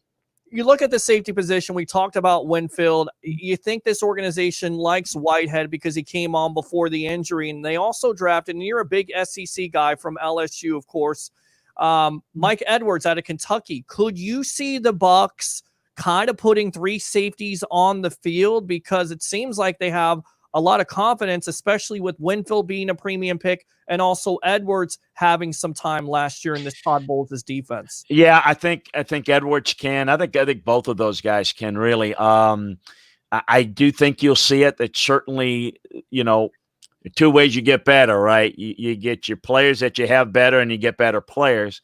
I think they've done a little bit of both. I think certainly they've added a couple of key guys. But I think when I looked and studied them this past year, I thought Todd and that defensive staff as a whole did a good job. I thought they got better play out of them down the stretch, even though the record may not have shown it in certain issues. I absolutely think it. And they're going to have to, because if you're going to play against, in this division, Atlanta and New Orleans, you better have guys that can match up. And in order for Todd to run his defense, which is going to be highly aggressive, you're going to want to have those guys. So that's where a guy like Anton will be on the field potentially, because I think they'll use him a lot in blitz work. That's something that I think if he's on there, he'll have the ability to be able to have an impact there, because that's what they want to. They want to be hyper aggressive. And then, of course, one of their problems, obviously I thought they got good pass rush. Obviously, Shaq was really good, but they've got to get JPP has to be healthy. They need to have some really good breaks because they're not deep enough with pass rushers. And if you don't have enough depth there and you're not strong in the fourth quarter to complete and finish your pass rush, and you don't have enough on the back end, then that's a real problem. And quite frankly, that maybe leads to some of the issues where offensively they felt like they had to be hyper aggressive and try to make chunk plays all the time. I think that all fed into the mistakes on offense, the over aggressiveness. So I think they do interconnect, and I do think that improving that area was the focus, and I think they did. I think they really did on the back end. Yeah, and I mean, they got a lot of young talent back there, Chris. I mean, Jamel Dean out of Auburn. You got Carlton Davis, and then also Sean Murphy Bunting. And it certainly seems like, look, with the youth, there's definitely some questions because they're not big names, but I kind of think people are, looking at them and not necessarily taking them seriously because they made some plays last year in that second half of the year. Consequently, with getting rid of a player like Vernon Hargraves, who wasn't tackling, giving the most effort, it gave those kids the opportunity to really take their bumps. And I almost feel like they're better off for taking those bumps because in a second year of Todd Bowles' defense, they may thrive. Well, yeah, and particularly both of them, but particularly Carlton is really long, and he can lean on receivers, and I think that again, if you've got better play at safety, you can really force those guys inside and become really effective, and I think be a better coverage unit. So there's no question. I think they're going to be, a lot better as time goes along, and I think this year, I don't know if it'll be marked improvement, but I think we'll see improvements, and I do think playing those guys young, that experience is going to be pivotal. And we're on with Chris Landry of Landry Football. Get on the phone lines if you have a question, Webhead. 727-255-0391. It's 727-255-0391. It's the Sports Web. I'm your host, Peter Blake. giving you something to think about. Join the 65,000 following we have here on Facebook, of course, being live on Facebook, YouTube, and Twitter. Definitely get on the phone lines because this guy definitely knows what he's talking about. Let's talk about this offensive line. Much has been made, Chris, about Donovan Smith and what you said about Jameis Winston holding the ball. But, Smith with that big-time contract, some question marks, protecting the blind side of Tom Brady. What do you see with Smith? Can he improve on his game, or is he a weak spot, a weak link on this offensive line, in your opinion? Well, he has been, no question about it. And I think he's got to play better. There's no doubt about it. I think from a technique standpoint, I think he's got to improve. There's no doubt his hand usage. Mm-hmm. But I think it's in him. I do think it's in him. I also think that, with the ball coming out quicker, it's going to help him a whole lot. I think a lot of it's confidence. A lot of it's, you can see this a lot in New Orleans with Breeze.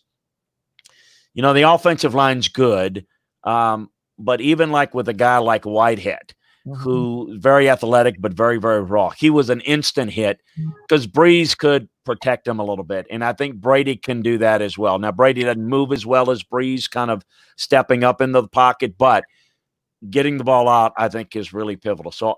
But he's got to step up, no question. And then obviously Wirfs, I think, can be really, really good in the run game, and they need that because they need to run the football better. And by the way, that's how you can really slow down pass rush too. You'll be able to, when you've got the ability at the line of scrimmage to get into a better play, run the football.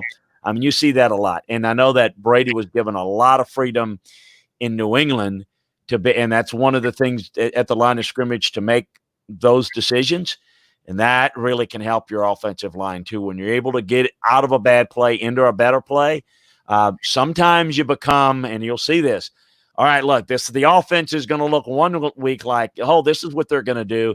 Then all of a sudden next week they're running it 50 times, and the next time they're throwing it 50. Playing situational football is something that you can do a little bit more to keep defenses off balance, and that in and of itself really helps the confidence of the offensive line. And I think they need it. And Donovan needs it, no question. All right, let's go out to the phone lines. Johnny Dean, the professor from Pennsylvania. Welcome to the Evolution. You're on with yours truly, along with Chris Landry of LandryFootball.com. Go ahead. How's it going, guys? Doing good, bud. One quick question, Chris. Hey. This linebacking core, not just White LBD, but you take the outside linebackers with Shaq and JPP. Could this be the best linebacking core in the NFL? I'll stop that and listen. Well, it's certainly one of them. And obviously when you have good edge rushers that play sometimes with 3 and a 4 point a 2 and a 3 point stance, because they'll play some 30 fronts and they have two guys that can rush, I think they get a lot of credit and a lot of notoriety, and well deserved. When I think of them, I think it's a really good group. I think White's a really good player that's going to get better and better.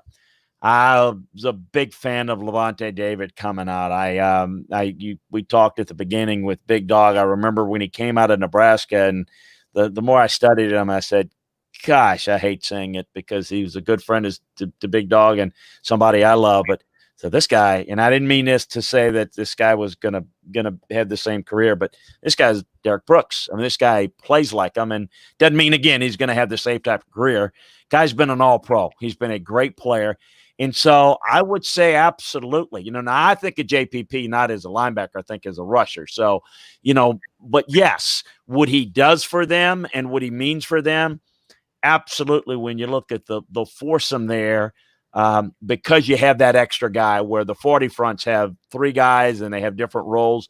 Mm-hmm. I would say for what they do and how they do it as good as anybody. There are a couple of other groups that maybe do a better job in a 40 front, some in drop-in and coverage, but this group does a great job. Is David the most underrated player in the league, not only defensively, all across the league? Because it seems like, Chris, he should have made a lot of Pro Bowls, and because the Bucs have had a lot of losing seasons, he really doesn't get that publicity that he deserves. I tell you what, football people really, really know how good he is. So football people is not underrated, but probably in terms of notoriety, yeah, I can't explain some of the voting. He's a great player. He's not good. He's a great player. He really is. And he's a joy to study on tape because he's just not a lot of false steps, makes a lot of plays, very instinctive. Instincts, toughness, and what I covet and respect the most out of linebackers. You throw in the athletic ability, guy can do an awful lot of good things. And I do think Devin White, as I mentioned, is going to be a really good one. So the group as a whole is pretty good. So the linebackers are good. The edge guys, they have a whole different role. They're good in what they do too. Shaq Barrett, 19 and a half sacks, basically came out of nowhere. Of course, being behind a Von Miller and a Bradley Chubb will do that. Can he duplicate that? Is he a one-year wonder? And why haven't the Bucs signed him to a longer term, in your opinion? I think they want to see it again. JP, to answer your question, JPP needs to stay healthy. The thing I worry about is where's the pass rush going to come from? Because having JPP and him really helps them. I mean, you got to make some protection decisions there. If you were to lose JPP, I think obviously it's going to be a little bit tougher. You get Shaq on air some, but they'll chip them more and more and work away from them, and then you don't have the pressures, you don't have the sacks, and then you're not the same. Which is again part of what we discussed, being able to cover a little bit more. You get a little bit better on the back end, but you can't fix everything all the time. You don't have enough picks. You don't have enough you never have enough to do all the things you want. But if I looked at it and said, well, where are the Bucs issues? Do they have enough pass rush in rotation?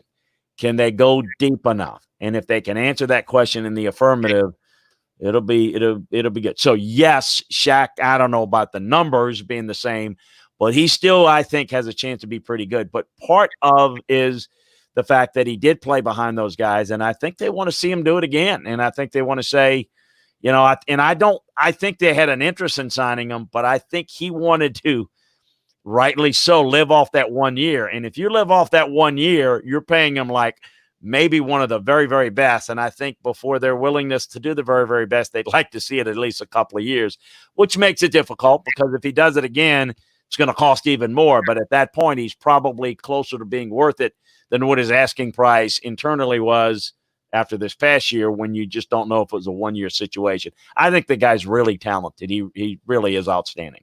All right, if you got a question for Chris Landry, LandryFootball.com, 727-255-0391. It's 727-255-0391. It's the Sports Web. I'm your host, Peter Blake, along with Chris Landry here of LandryFootball.com. So looking at Anthony Nelson, 8 tackles. You showed some flashes of brilliance, but he couldn't stay healthy. He's a 4th-round pick out of Iowa. What do you see with him? Can he assume that Carl Nassib role? Because, of course, they lost Nassib to the Raiders. Do you think he can come in? Or is that one of the weak points and one of those spots where maybe a Jason Light would take a flyer on a Clay Matthews? It's a great question. I don't have the answer. I think he can be. If he can be close to what Carl Nassib is, that's what I'm talking about. And having somebody that can play, that can give some snaps so that, the key guys up front, Via, Sug, those guys are a little bit fresher so that they are those guys. The biggest thing that I think that jumps out on tape that maybe folks miss is they look at like defensive linemen and they think, they look at how good a player is. If they're playing on an inordinate amount of snaps in the fourth quarter, they can be Aaron Donald. And they're not the same Aaron Donald as they were in the second quarter as in the fourth quarter if there's not enough rotation. And so that's what I mean by that. And I think Davis is the perfect example of a guy that can fill that role, and I think he's got enough versatility to help. And if he can, that's part of what I'm saying is, my question about do they have enough depth, probably why you answered, you're on top of it. That's what we're going to find out. I do think he has some natural ability. I don't know how much of a factor he can be in the rotation, though. All right. You talked about the running back situation. For me, Ronald Jones, I feel like the potential is there. He was a 2nd-round pick out of USC. When you get him to that 2nd or that 3rd level, he's really able to make special things happen. Do you feel like this organization, first and foremost, still believes in him? And do you feel like the reason why he hasn't really kind of maxed out those expectations is because of the volume that they're giving him? Split carries with Peyton Barber, Now he has the opportunity to most likely start, but you also have Keyshawn Vaughn, who they drafted in the 3rd round out of Vanderbilt, and also Calais, the 7th round pick. So it certainly seems like the Bucs have some competition, but with Jones, is it the fact that the Bucs are not giving him the volume to really succeed? Well, it's a chicken egg thing, because I think the giving them the volume really put them a little bit of a liability in protections. Okay. It limited them in the passing game. So here's the thing. As a talent, Ronald Jones is outstanding. He's got explosive qualities to be a really good feature back. As you know, in today's game, the ability to do multiple things at the running back position is really important. So if you, by your personnel grouping, you dictate what you're doing, it doesn't work as well. Mm-hmm. So it's one of the things that young backs have a little bit of trouble with is, people say blocking. It's not like they don't know how to block. It's they don't know who to block. So identifying the mic, when the mic replaces the will, and all of a sudden they're not quite sure where to go, and then the quarterback gets hit. That's the biggest issue, that you're a little bit lacking a trust with some young guys. So you want to give them more work there, but when you give them more work and they're not quite ready, it's, again, you got to earn it. So I think he can be a really explosive back. I think he got a little bit better with his hands and working in the passing game. I think he's getting better there. When he can do that and become more well-rounded, then you're not necessarily dictating, on first down, we're going to run it. We got Jones in it. There's play action. There are things you can do with it. You can throw to him in the check down, and he's where he's supposed to be. He can adjust to it if pressure's coming. There's a lot of things that I think you can do with them. Vaughn is really good catching the ball and being able to run the flare route and adjusting. So that's really good. And, the thought about maybe signing a veteran that can do that. Now, the pros and cons of that is, you when you're going to play guys, you get a veteran guy that's a back, that's a role player. Well, that guy's probably not playing special teams, so you got a real dead spot.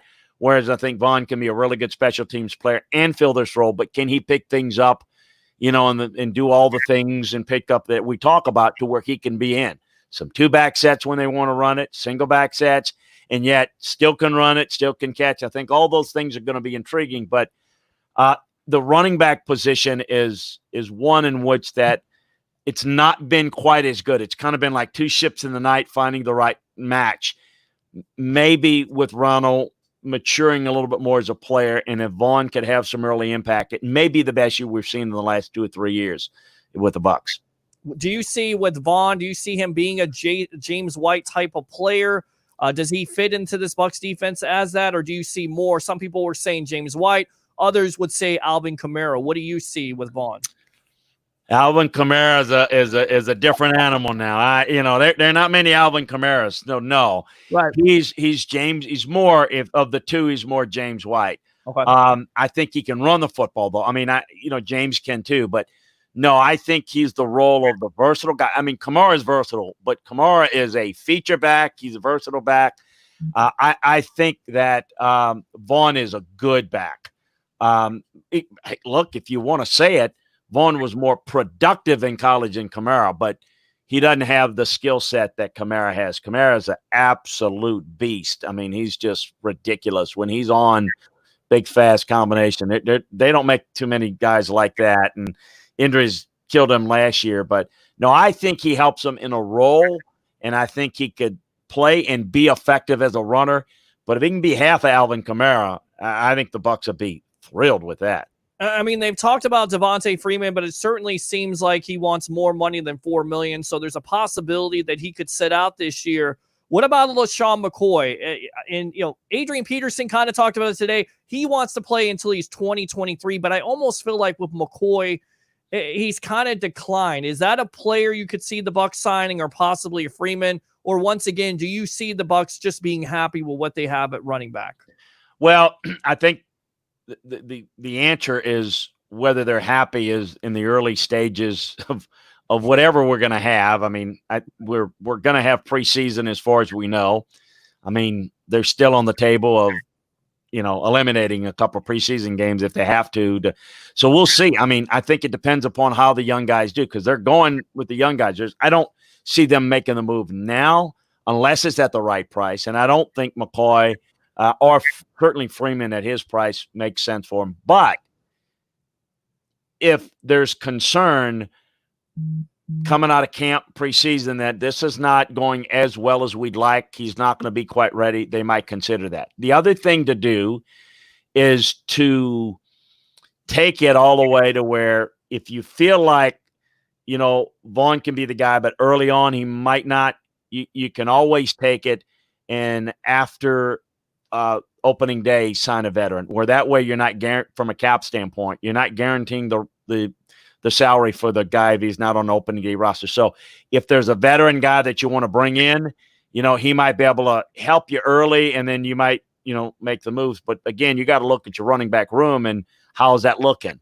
right now? No, but I do think it's still a possibility that a veteran could be added, but it's in place of somebody that they currently have right now, or in addition to with an idea that, they might be a short-term fix to bridge with Vaughn. If they think Vaughn's a long way off, then I think they'd be more inclined to make a move for somebody. Good stuff. Chris Landry of Landry Football. Go ahead and promote yourself. I know a lot of Bucs fans appreciate you because they remember those 620 days. They love the breakdowns. And like I said, look, if you want to make this segment type of deal where you come on Wednesday night and we talk Bucs football and talk about scouting, I'm more than welcome to have you here on the Evolution of Sports Talk Television. But go ahead and promote yourself, my friend. Well, LandryFootball.com got started a few years ago. First of all, what Landry Football Operations is the scouting arm of the work I do, consulting work, scouting and coaching consulting work for NFL teams, college programs. And but 5 years ago, in fact, one of the guys that convinced me to do it was Big Dog. He said, you need to do this, and fans. And one of his people that he worked with in WDAE just was the guy that became my webmaster and still is. They kind of put all that together because, I have a hard time, clicking the right buttons and I'm in. So what we decided to do was come up with a website that for the fans that, okay, we'll peel behind the curtain, give them an insight into the coaching and scouting world, but evaluating the things that they want to know. Mm-hmm. The inside information on players, teams, coaches, schemes at the college and NFL level. So from recruiting boards to draft boards to free agent boards to news and notes in our notebook on a daily basis to film room previews during the course of the season to recaps after the games, we do all of that. So that's what we do. It's like having an access to your own scouting department. It's very inexpensive. We constantly run specials. Like right now, the scouting season, it's less than $5 a month, and you can check that out. You can try it out for a month, 3 months, whatever. But that's what we do. We have gotten into the podcast business as well, and do college podcasts, NFL podcasts, and I have added. Because I like the way people like yourself do it and a lot more talented people. I've hired some guys that we are breaking out just this month of July. We're going to have a whole series of podcasts on the Landry Football Podcast Network. So currently I do a podcast for every conference in the country. So I'm going to have kind of give that to people that I think can be maybe a little bit more entertaining and take those. I still do my national stuff. So we're going to have we're going to have a handicapping guy, which Big Dog love that. He was always into that. So we got a lot of that stuff going that we're really excited. That's all part of LandryFootball.com. That's free. So, follow me on Twitter at LandryFootball. Check us out at LandryFootball.com. As I like to say, if you like football, you'll love LandryFootball.com. So it's certainly been great being with you. Absolutely. And again, a big fan of what you do. Definitely breaking down stuff. We'll have you on the Sports Web again. Thanks for your time. Please do. Absolutely. Thanks for having me. Appreciate Good you. luck. Great job. Absolutely. Thank you, sir.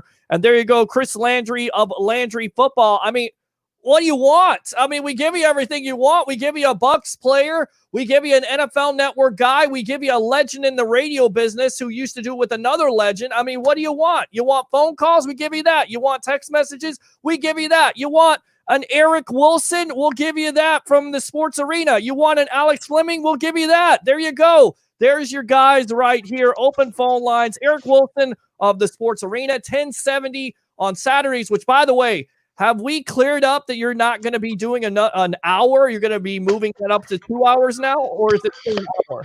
We're right now, Peter, because of the pandemic, and good evening to you and to Alex. Thank you for having me on the evolution of sports entertainment. Right now, we are still doing 30 minutes. I've got a couple things in the works right now. I'm not at, legally I can't share them right now with you, but I have some stuff in the work. But right now, it's still half hour every Saturday, 11 a.m., 1070 The Zone, WKII. All right, good stuff. And, of course, we got Alex Fleming, the flamethrower himself. We'll go on to the phone lines, Curtis. Just hold on. Mr. Alex Fleming of Fantasy and Flavors, welcome to the Evolution. How you doing, boss? Thank you for having me. It's mandatory to have mask on, so I figured, I'm at home. I might as well breathe right, I don't think you have to wear your mask there, Alex, at home. I think we're okay because I can't wear my mask. I'm not going to be able to talk. Neither can I. Let's talk about it, guys. The big story has been Brady and the secret workouts. Of course, they're not secret anymore because there's a helicopter in Tampa Bay that is putting it out there, putting the footage out there, and the NFL Players Association has recommended that Brady and other players don't do these personal workouts. So, Eric and Alex, where do you stand on this? Well, listen, Brady is coming into a brand new system, a brand new team, a brand new area. This man, we know his work ethic. It speaks volumes over the last 2 decades. So for him to go out there and want to work with his team and kind of get the continuity and the rhythm down with his players, they're social distancing just by running routes. Okay. You don't have an offensive line really protecting anybody because Brady's just trying to get the timing down between his footing and his receiver's hands and the ball making sure it's going to be there. So, I think we're going a little too far with this. I think they are practicing the social distance guidelines. And let's be real about this. We don't know what's going to happen. We all hope, want, wish, and pray for there to be an NFL season. And I am one of the people who was very proponent about, yes, we are going to have an NFL season. So Brady wants to make sure he's at his all-time best because there is a high expectation for him and for this team. Alex. I just want to make sure nobody touches each other. Don't touch me. Don't get next to me. I'm throwing you the football. When you catch it, bring it back with the towel. Don't touch me. All right? We need to get on sync.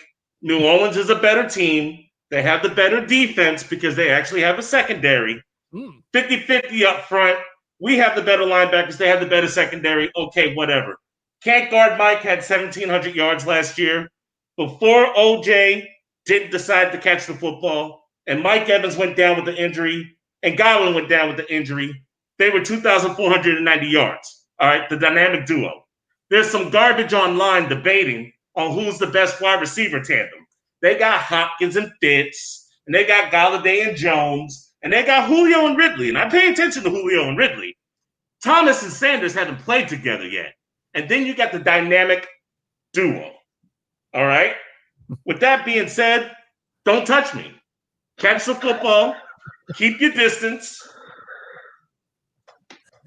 Alex, are you wearing parachute pants and got Cheetos fingers like the guy from the commercial? Like MC Hammer can't touch this? What is your... Yeah, you can't touch this, Alex. You got to take off the mask there, buddy. You got to take... There you go. There you go. There you go. Welcome. And what you're watching right now is the evolution of sports talk television. It's the Sports Web. I'm your host, Peter Blake, along with Eric Wilson of the Sports Arena. Of course, Alex Fleming of Fantasy and Flavors, the flamethrower on here, as he's known for. We got to get Eric Wilson a nickname. Everybody seems like they have a nickname or want a nickname. But speaking of that, the media has kind of put out there, maybe the NFL or the Players Association will fine Brady. Do you think that happens? Come on. It was just a recommendation, and I get it. There were 2 players with the Bucs, Eric, that tested positive and 1 assistant coach. But like you said, Brady's coming into a new system at this juncture. You've got to get your work. Could you see the NFL or the association fining him for working out with these players? If they find Tom Brady, it's going to be a cold day in Florida. I'll just say it to you like that, because this is Tom Brady. And you have to respect what this man has done over the course of 20 years. We don't call him the GOAT. We don't hand people that title. You know what I'm saying? This ain't toilet paper. This man wants to make sure that if, in fact, there is an NFL season, he is going to be prepared. And if you're following the guidelines, which last I checked, you were allowed to be with a group of up to 50 as long as you practice social distancing. Okay, again, no offensive line, maybe one guy who can hike the ball to Brady. You've got guys on the outside running routes. You don't have any defenders out there. And if you do, it's minimal contact. So I'm just like, you know what? Let these guys go out there and perform, because, ladies and gentlemen, that's what we want. We want them to perform. We want them at their best. If you are going to give me a team that has not had the opportunity to go out there and play and expect them to go out there and be as elite as we know them to be, it's not going to happen. That's just the definition of insanity. So that's why I say to you, I don't see them finding Brady. If they do find him, I'm sure the city of Tampa is going to put a GoFundMe page together to pay for that fine, because everything, as I've said before here on the Sports Web and even on my show, The Sports Arena, and talking with Mr. Fleming, everything is falling into place for Tampa. And this, to me, is just a bunch of outside noise that is not necessary for this right now. Yeah, I mean, Alex, it's kind of like gotcha media. I mean, honestly, that's what it feels like to me. You see these other sites and they're saying, "Oh, we gotcha," and Tom Brady, Gronkowski, they took a picture yesterday. No excuses. So, damned if you do, damned if you don't, because Brady received criticism in the last couple years here because he wanted to spend time with his family, didn't necessarily want to participate in these off-season workouts, and now he's participating in these off-season workouts to get those reps. So I don't know what the media wants him to do or expects him to do, but I feel like it's all on Brady, and you have Russell Wilson and other quarterbacks in the league that are doing the same thing, right? Tom Brady is the untouchable R. Kelly. He's going to pee on you, and there's nothing that you can do about it. All right? Let's get something straight. There's multiple times where he could have been fined, should have been fined, and he didn't get fined. And by the way, the NFLPA watching and monitoring Tom Brady, get off his jock strap. Look, if Josh Allen can take his crew to California and toss passes, or if Jimmy G and Kendrick Bourne and the rest of the San Fran crew can catch COVID in Tennessee, or better yet, Nuck is catching passes from Kyler Murray, or better yet, Aaron Rodgers is on the beach with his boyfriend, why in the hell can't Tom Brady and the boys catch a couple of footballs and do what they need to do? I mean, I never thought I'd be standing up for Tom Brady, but this is really pathetic. Guys, back up. Let these guys practice. If no one gets sick, no one has a leg to stand on. But the second some Tampa Bay players get, oh, wait, they already got sick. That's right. The second Tampa Bay receivers and skill players get sick, then you have a story. This COVID, it doesn't discriminate. It's not a Confederate flag. It doesn't care who you are. It's going after anybody and everybody. So until they get sick, leave them the hell alone. All right, let's go out to the phone lines here. Let's get on Curtis from Newport Richie. Welcome to the Evolution. You're on with yours truly, along with Eric Wilson of the Sports Arena, and of course, Mr. Alex Fleming, the flamethrower himself of Fantasy and Flavors. Go ahead. What's going on, fellas? How y'all doing tonight? Doing great, buddy. Doing great. I hope you enjoyed it. Oh, absolutely. So I wanted to touch on the Keyshawn Vaughn ban. Okay. I'm gonna tell you something. I believe in this kid, and the reason I believe in this kid is not just him, though. If you pay attention, it's the whole SEC. Everything is just like lately, and I don't want to say in the last 10 years, but maybe a little bit longer. Like a lot of these kids in the SEC, they can go to these little smaller schools like Vanderbilt, and they can't get into Alabama because they got all these 5-star recruits. And he might have been a 5-star recruit, but they got so many other recruits coming into Alabama and Florida and Georgia and other places that, you know, if he doesn't go to Vanderbilt, he won't be a star. I mean, look at Alvin Kamara. Alvin Kamara came out of Tennessee, and Tennessee hasn't been good in years. Well, they didn't even use him correctly. I mean, Kamara wasn't used to the best of his ability. Neither was John Kelly, who was there. So absolutely. So, you know, like I say, I mean, I know we all have our expectations and things like that, but, you know, just from the way, you know, the college football is nowadays, I expect the kid to have a good season. Yeah, I mean, I think if you take him and Ronald Jones together, and, you know, like you said, with Ronald Jones working on his pass blocking, they're going to shock the hell out of a lot of people. Eric, go ahead. Peter, what I was going to say was, you know, at one point that your previous guest, Mr. Chris Landry, brought up that I thought was very telling when it came to the offensive line was that what they were going to do was basically open those holes and open those gaps for running backs to be able to run through. So I definitely have to agree. If Keyshawn Vaughn spots a hole, guess what? He's going through it. Not saying that Rojo isn't, but I just really think that Keyshawn Vaughn might be the better fit for the guy who, if you need someone to go up the middle and get you 5-6 yards, just to kind of get you out of that negative space to make it more of a 3rd and short as opposed to a 3rd and long, I think he's definitely going to be the guy to do that. Absolutely. And I was actually looking at him, and it not exactly, but he kind of reminded me of Ernest Graham when Ernest Graham played for Tampa. Wow. He wasn't Ernest Graham wasn't the biggest or the fastest, but if you needed 4 or 5 yards, Ernest Graham always got those 4 or 5 yards for you. Yeah, definitely. Yeah, I mean, look, Graham could never stay healthy. I mean, he was a preseason guy. When he got the opportunity to play, he was somewhat productive. And I think, you know, Alex, you've seen Vaughn and you've touted him and you said, look, this was a steal by the Bucs. A lot of people looked at him and said, Vanderbilt, Keyshawn Vaughn, who the hell is he? And you were one of the first guys to stand on the hill and basically say the Bucs got a steal, and he definitely may challenge Jones for that starting job. Well, I truly feel like that every pick we got in the draft this year was a steal. Yeah. Every pick. Yeah. From Tristan to the kid from Nebraska, everybody was a steal. Because everybody we got was not supposed to go where they went. Mm-hmm. If I may, sir. Yeah, go ahead, Al. All right. So my time at the Combine was great. I mean, I'm reflecting. It was awesome. But I knew that we needed a tackle. I think anybody with 2 brain cells with proton and electrons knew that we needed a tackle.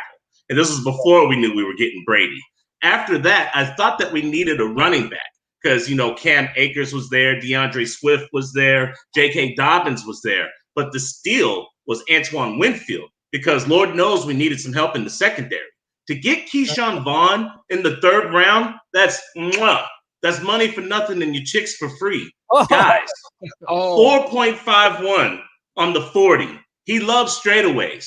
You're going to have to put 5 in the box because you're going to have to stop the run. His specialty is running against 5-2. Rojo's going to be the power back on short distance and goal line. Keyshawn is your breakaway speed. Plus, he's got hands. He's got hands like a ninja. And I'm not talking about Marvin Harrison. He caught a lot of receptions at Vanderbilt. He didn't get a chance to shine at the University of Illinois because Lovie Smith. He broke out his junior year. His junior year was better than his senior year.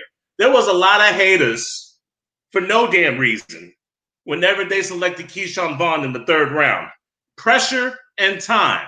A lot of those people are going to quit talking once they see what this man has to offer. Well, that's why I have a lot of respect for a lot of you scouts because y'all see things that no one else sees.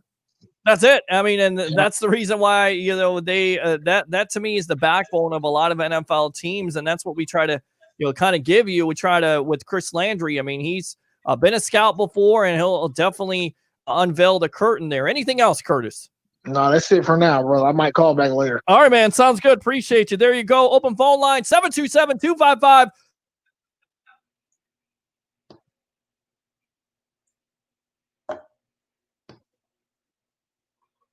We got Alex Fleming of Fantasy and Flavors, the flamethrower himself. Guys, let's move on here and talk about this latest story from Daniel Kaplan of The Athletic. The NFL will allow each team to dictate their own attendance. You heard me right. Attendance will be a state by state, county by county thing. It will not be a one size fits all. And even this said, I wish they would push back the start of the year to October to give us more time to learn from the other leagues. Of course, Major League Baseball finally coming back. Thank you very much, Major League Baseball, for coming to your senses, and the NBA. Eric, how do you feel about this? Because this certainly seems like a home field advantage. And looking at the Bucs, Brady, Gronk, all the excitement, they can let in as many fans as they want to. That doesn't mean when they go on the road, the Saints are going to do the same thing, right? Right. That's exactly the point. I can tell you for 8 home games that exist here at Raymond James Stadium, it's going to be packed. I don't know how Raymond James is going to be able to contain. I don't even know what the record is, but every seat is going to be filled because everybody wants to see Brady. Everybody wants to see Gronk. Everybody wants to see this 2020 Tampa Bay Buccaneers team. So, I do not envy and do not want to be the Hillsborough County Commissioner or anybody affiliated with, our local government right now when it comes to what they are going to allow, because the people are going to come by the dozens. Tampa is going to be flooded each and every home game. And you've got to figure there's Thursday night games, Sunday night games, Monday night games. Can you imagine what Tampa is going to be like? So I'm almost to the point, Peter and Alex, where I'm just like, do you really want to do this? I'm not trying to negate any fan from having their opportunity to go in and see something spectacular. But at the same time, I think we're asking for a little bit of trouble here if we do not find a way to contain this. Because if you open those floodgates, we may not be privy to witnessing history. And that is my fear. And that's what it comes down to, Alex. That's why all these mandatory orders in Pinellas and Hillsborough County right now, because you want to get this spike down. You want it to come to some type of curve so you can have a football season and take advantage of it. And I almost feel like here, Alex, they're going to do what you just did. They're going to have to wear a mask. They're going to have to definitely social distance. It's going to be interesting what the Bucs and other teams around the NFL and how they work this and how many fans are going to be allowed in the stands. If I'm not covering the game as a reporter, and if I'm not with you kicking it at Fergs, I need people to keep the hell away from me. I'm going to be getting kicked out because if somebody tries to come up to me and say, hey, I don't care if you're cute or not, if someone brushes by me, if someone says something to me while I'm kneeling during the national anthem, I'm going to swing on them. Keep the hell away from me. I can see this being an issue because how are you going to tell people not to come to a football game? Bro, our NBA season got cut short. MLB is fighting with their ex-girlfriend over the wife they got caught cheating with. All right? Hockey's not going to start until late July. So you got Tom Brady, Gronk, the best wide receiver core in the NFL, a fixed offensive line, a better defense in the NFC South, and game 2 is at home against the Carolina Pussycats? How in the hell are you going to tell people not to come out and watch the game? I know this, though. If I'm not behind the scenes, being a reporter, doing what I do, y'all need to keep the hell away from me. I'm not getting sick for anything. Okay, but Alex, you and I both know as being fans, as being media, protocols are put in place, okay? So the NFL has to come out with a guideline, giving the individual teams and giving the individual states and counties and local officials, giving them the power is not going to benefit the NFL as a whole. Because as you and I both know, I don't care if there's 60,000 fans. I want to see football. That's what I want to see. And if that means I don't get to report on it, but I can do it from home, which is what the 3 of us are doing right now, then let that be the course of action that takes place. Because I tell you this, if Carolina and Tampa have a packed crowd week 2 in Raymond James, and then in week 6, we don't have the NFL, guarantee you, all them people that went to Raymond James, now you got to hear from me because now y'all ruined my football. I want football. That's it. Yeah, I mean, that's what it comes down to, and that's the unique situation that every NFL team is going to face. And now, according to Ian Rappaport from the NFL Network, there is a date to report, July 28th. The NFL and NFL Players Association are still negotiating what camp will look like and how the protocols will be handled and everything else. But players will arrive on time. Again, John Harbaugh even says he doesn't know how it's going to work out. There's a lot of people out there. You listen to Dan Patrick. He says he doesn't know how it's going to work. I'm trying to be optimistic about the situation, but I felt like the last week with all the COVID positive tests from the Bucs and other teams around the league, college football, I don't think college football is going to play, and simply because they're not professionals. And then on top of it, with the kids that are contracting it, they have an opportunity to give it to other students. I'm not sure if that happens, but I definitely think the NFL is going to happen. I just feel like in this whole thing with July 28th, there's a possibility, guys, here, Eric, that they could have the season later, maybe October. Do you think, in your opinion, the NFL should kind of look at maybe looking at the other leagues, see how they handle it, and if it's not handled correctly, maybe trying to push the season back to an October? Better to be safe than sorry. And you know what, Peter? If that's the route that needs to go, then so be it. I'm all for it. But this is what I do not want. We've already had enough interruption when it comes to the world of sports. We've been put on hold. We should be discussing the NBA and NHL finals right now. That's what we should be just talking about. But what we're not talking, right? We should be discussing going into the summer months with MLB and how the Rays are doing and what their outlook's going to be, as well as discussing all the new pieces that Tampa Bay has. So if we need to push it back a month, that's fine. You can interrupt the NBA. You can interrupt the NHL. You don't have to play MLB. Don't you dare interrupt my NFL. Don't you do it. That is something that I hold dear to my heart. That is 22 weeks of my life. That is just, I need that. I need that. I'll be greedy. I'll be selfish. I need that in my life. And if you take that away from me, please excuse the expression, they're going to be hell to pay. Going to be definitely hell to pay. Right, Alex? As far as the college kids are concerned, I don't know if your crowd's old enough to remember Tina Turner. She had this song called Private Dancer. Dancer for money. Do what you want me to do. And until these kids get paid, I'm not going to play for you. All right?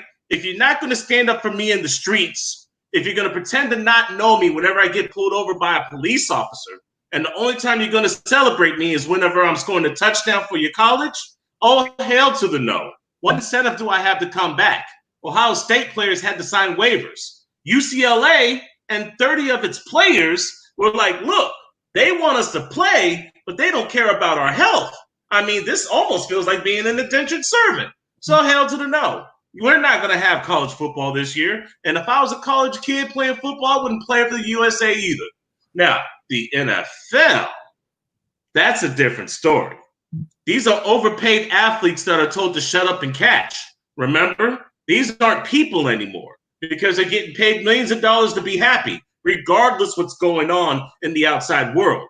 Oh, and trust me, there will be protests. Please believe this. 1,000% there will be protests.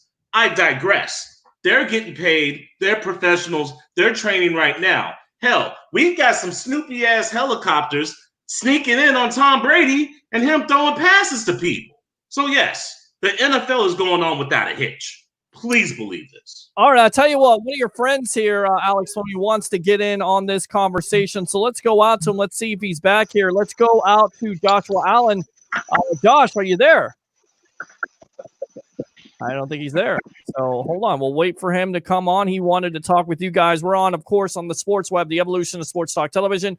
We got Eric Wilson of the Sports Arena. Once again, 1070 a.m. on Saturdays at 11 a.m., correct? Yes, sir. 1070 The Zone. Yes, sir. 70 The Zone. There you go. And we've got, of course, Alex Fleming. You've got a show on Saturday morning at 10 a.m. What's that called here on Bucs Report? I got this little experiment called Turf Talk. Sports and politics are starting to blend more. So I'm trying to figure out the dynamic. Do I want 30 minutes? Do I want 50 minutes? Am I good enough to last an hour? If I'm not, please don't tell all the ladies in my life. But yes, I'm trying to make the show better. I'm defining the craft. All right, I'll tell you what, let's go out to the webheads because they have been neglected. Actually, we'll go out to Joshua Cole Allen here. Welcome to the evolution of Sports Talk Television, my friend. How you doing tonight? Doing great, man. Great show so far. Javon Hagan to open it up, and then great stuff from Michael Giardi giving us, a win total and a potential stat line for Tom Brady.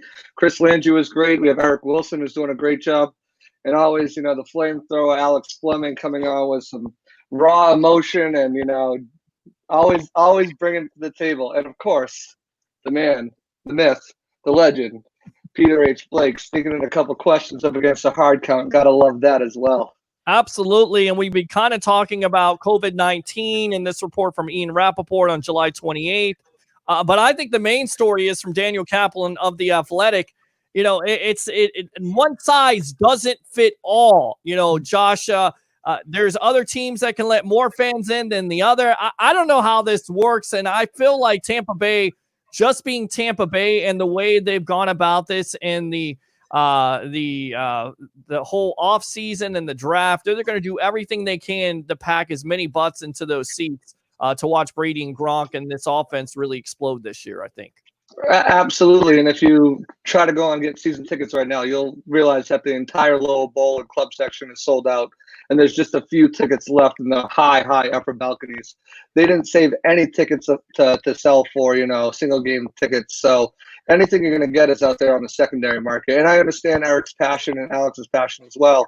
As a season ticket holder, a writer, an analyst, a show host, for the Bucs Report, I have conflicting thoughts.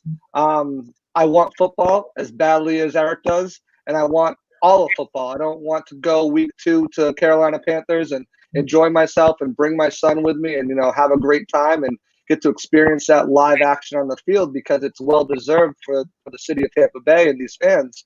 But at the same time, if it's going to jeopardize my football in week 6, you got to think about it. I know come hell or high water, the NFL is probably going to have that first week with fans in the stands. And that's what I love about the schedule is that they built in that buffer. They'll take that first week, look at the numbers, look at the notes, go through everything, especially with that first game being Thursday. So they'll have that Thursday to Sunday gap. And then, they'll have that Sunday to Sunday gap, unless there's a week 2 Thursday game, which I'm sure there is. But they'll have, some idea of what they're going to do going forward. Now, as far as different counties, different cities, different stadiums having different capacities and procedures in place, that's going to be real interesting. You look at a team like the Los Angeles Chargers, who could barely fill a soccer stadium last year. So now you're talking about have even less fans being allowed there, especially in the state of California. What are they going to have? 20,000 fans in the stadium, and you come to somewhere like Tampa, which has been, and 1 second, Alex, and all of Florida, which is Governor DeSantis has pretty much, same thing with Texas, has said, bring it on, open the gates. All people can play here. Bring on the basketball, bring on the baseball, bring on the hockey, bring everything. And, with them going with Tampa and other teams in Florida following those guidelines, you got to think they're going to try to pack everything up. But also as a season ticket holder as well, and I'm in the lower bowl in the end zone, I read that there's going to be the first 6 to 8 rows, 9 rows being blocked off. Tarps with sponsorships to try to make some of that money back. As someone who, is fortunate to have season tickets in the lower section of the bowl, but towards the back ladder of those rows, I'm wondering and worried, how are they going to push people back? Because there's no 300 section to push me into or any of the fans that have there. So do I get squeezed out? Do they push everybody back up a little bit? So it's a lot of things to look at and figure out. Go ahead, Alex. It's a horrible take to think that we're going to have a packed stadium at Raymond James. Bruh, this week alone, 5,500 new cases. On top of last week with 3,500 new cases. On top of last week before that with 3,000 new cases. Now, there's 18 million people in Florida? And the last week, 132,000 people have been infected all across Florida. Now, I don't know about you, but I believe in science, okay? The world's not flat, Kyrie Irving. I do believe water is wet, all right? So the gas law is real. Coming, then I believe it's going to be impossible for the NFL to allow these stadiums to make their own decisions, as Mr. Wilson was saying earlier. Number 2, I am also a season ticket holder, sir, but hopefully this time I'm behind the scenes instead of up in the nosebleeds. But I tell you one thing, if I'm up in the nosebleeds and someone gets close to me, you need to get the hell away from me. No touchy. Don't even All listen, right? Alex. Don't even bother going. Don't. Yeah. I'm telling you right now. If you're not going as a reporter and you're not going behind the scenes, as you call it, do not bother going, because I'm telling you this right now. Week 2, the home opener, Raymond James is going to be packed. How the security guards, the police are going to be able to contain everybody wanting to get into Raymond James from every single angle is going to cause a cluster. And you know what? I am going to err on the side of caution this year. As much as a fan as I am of this sport, and I love this sport, I am branded with the NFL on my temple, okay? So don't get it twisted. But what I am telling you is, if the rules are right now stating you cannot be within a group of 50 and you must socially distance yourself, and those are the guidelines, then I am going to follow those guidelines. I don't have to like it, but in order for me to get the bigger picture, which is I get my football, then tell me what I need to do. And if what I need to do is, okay, Mr. Wilson, you cannot come in as media this year because there is a conglomerate of people who want to come simply because Tom Brady and Gronk are here, that's fine. I'll wait my turn. But what I will say to you is I will not be a fan. You could give me tickets on the 50-yard line center field for the entire season. Guess what? I'm not going, because simple fact, I want to make sure that we have an NFL season. We need to have one. Too many people right now, especially in here, especially in Florida. We got 3 teams in this state. Okay, we got Miami. Do you count Jacksonville? Do you really count Jacksonville? Yeah, Jacksonville. Okay, fine, 2.5. Call it what you want to call it. But the bottom line is, whatever the rules are for this season, because that's what people don't understand. People are looking at the now. No, people, let's think about the future. Let's get through this season to where we don't get to do what we always want to do, and we don't get to be able to go out there and have our tailgating parties. So we don't get to go out there and enjoy our fans and be able to walk alongside one another because we're all going for a common cause. If I got to take 1 year off, 1 season, not even a year, 1 season off, so that way come September of 2021, I can go pack Raymond James, fine. If that's what I got to do, then fine. But for this season, please believe, if football is interrupted, I'm going to tell you right now, it's not going to be pretty. Because if you think I'm going to be irate, imagine everybody else who's like, see what happened? And I'm going to be the first one to point fingers. And you think, bro, this is what you're not understanding, though. If people come armed to City Hall because they need haircuts and want to see a dentist, imagine how they're going to feel when they want to see their football and they can't get in because there's a certain restriction limit. If the NFL was smart, they would set a limit. Like I spoke to you about this before, Peter. This is what the NFL should do. Needs to do. Season ticket holders, September to October. Upfront ticket pricing, October to November. 50% admission, November to December. Pack the damn stadium, December to January. We're the Tampa Bay Bucs. We're making the playoffs. How far we'll go, I do not know. But that's how you have successful football for the entire season. Because I'm telling you, honestly, I'm with Eric here. Bro, I'm going stir crazy. When all the basketball and everything shut down and reporters like myself and yourself, Mr. Wilson, just started writing and getting on the grind and producing content out of nothing. This season belongs to us. We've been waiting for this. And I'm telling you now, I'm not paying no damn chicken wings to some 18-year-old for a Baltimore Tampa Bay Super Bowl if I'm not able to see it. Hell to the no. Joshua, we're the evolution of Talk Television. I'm your host, Peter Blake, along with Eric Wilson of the Sports Arena, 1070 The Zone on Saturday, 11 a.m. We got Alex Fleming, the thrower herself of Fantasy and Flavors, who's killing it tonight. And, of course, Joshua Cole Allen. Got to ask you really quick, Josh. You've taken the stance. Everybody's taking the stance here. Do you have a problem with Brady working out after the Players Association basically said they don't want them to do that? I mean, just to touch real quick on Eric too, and he mentioned it in when he was talking too.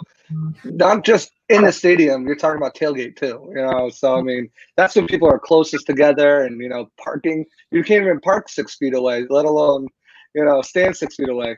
But on to Brady, it's kind of like swimming without a lifeguard. Do it at your own risk. And at this point, I think that Brady and the players feel like that the reward is worth better than the risk. I don't see how they think that, especially with everything going on and being able to be asymptomatic and carry it to other people who could get infected. But I think that's the way they look at it. They need to get out there, build chemistry. They got a season going on coming up here shortly, and that's the way they want to do it. Do I necessarily agree with it? No. As a person, as a fan, I love to see it.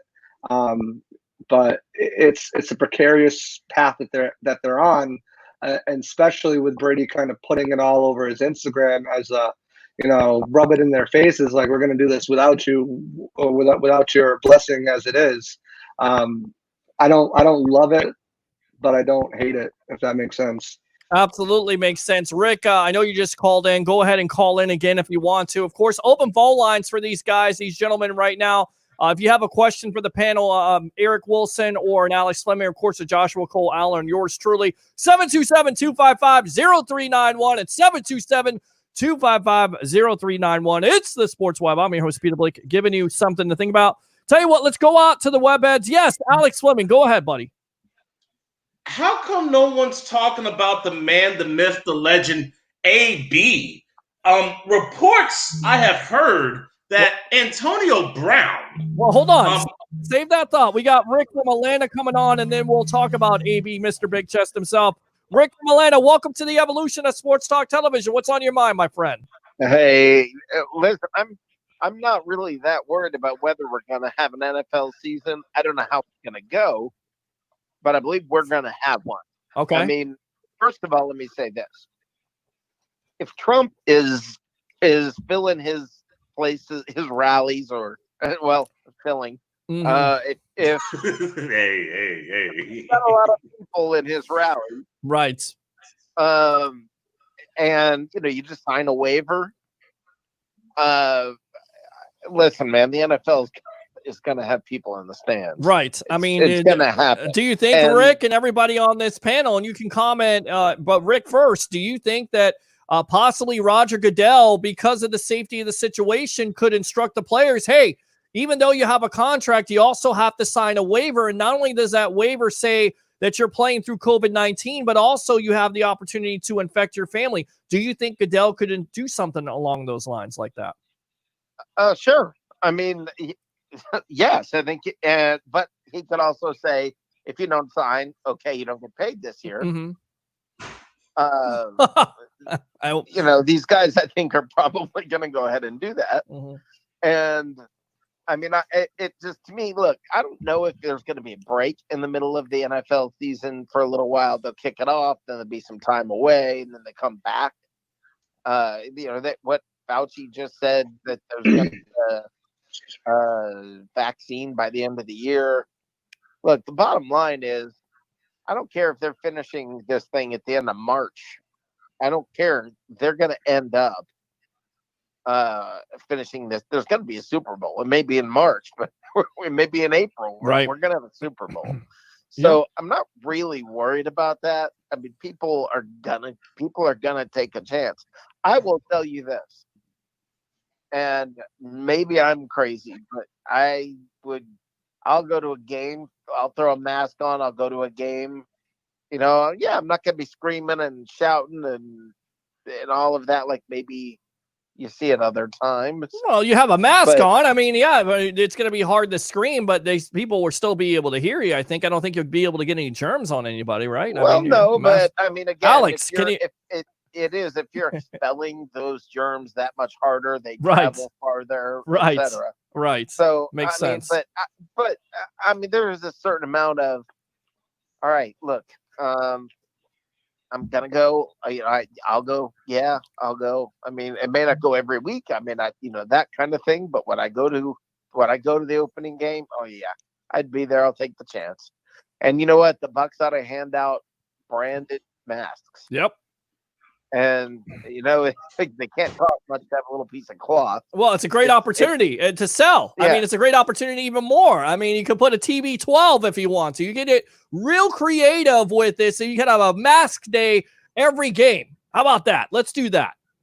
Well, yeah, that's a different mask, a different player on the mask. Right. There you go. That's how you do it. That's how you make, and that's how you make people. You give them some type of incentive. I think it's what we do on the sports web. What the Bucs could definitely do is give them an incentive of wearing a mask. Well, if you come to the game, you get a mask that is N95 regulated, and it's going to be protective, and you have to wear it in order to get into the stadium, and you can't take it off at any point, and you put different players on it, and I think that would be the campaign for the Bucs to go with, honestly.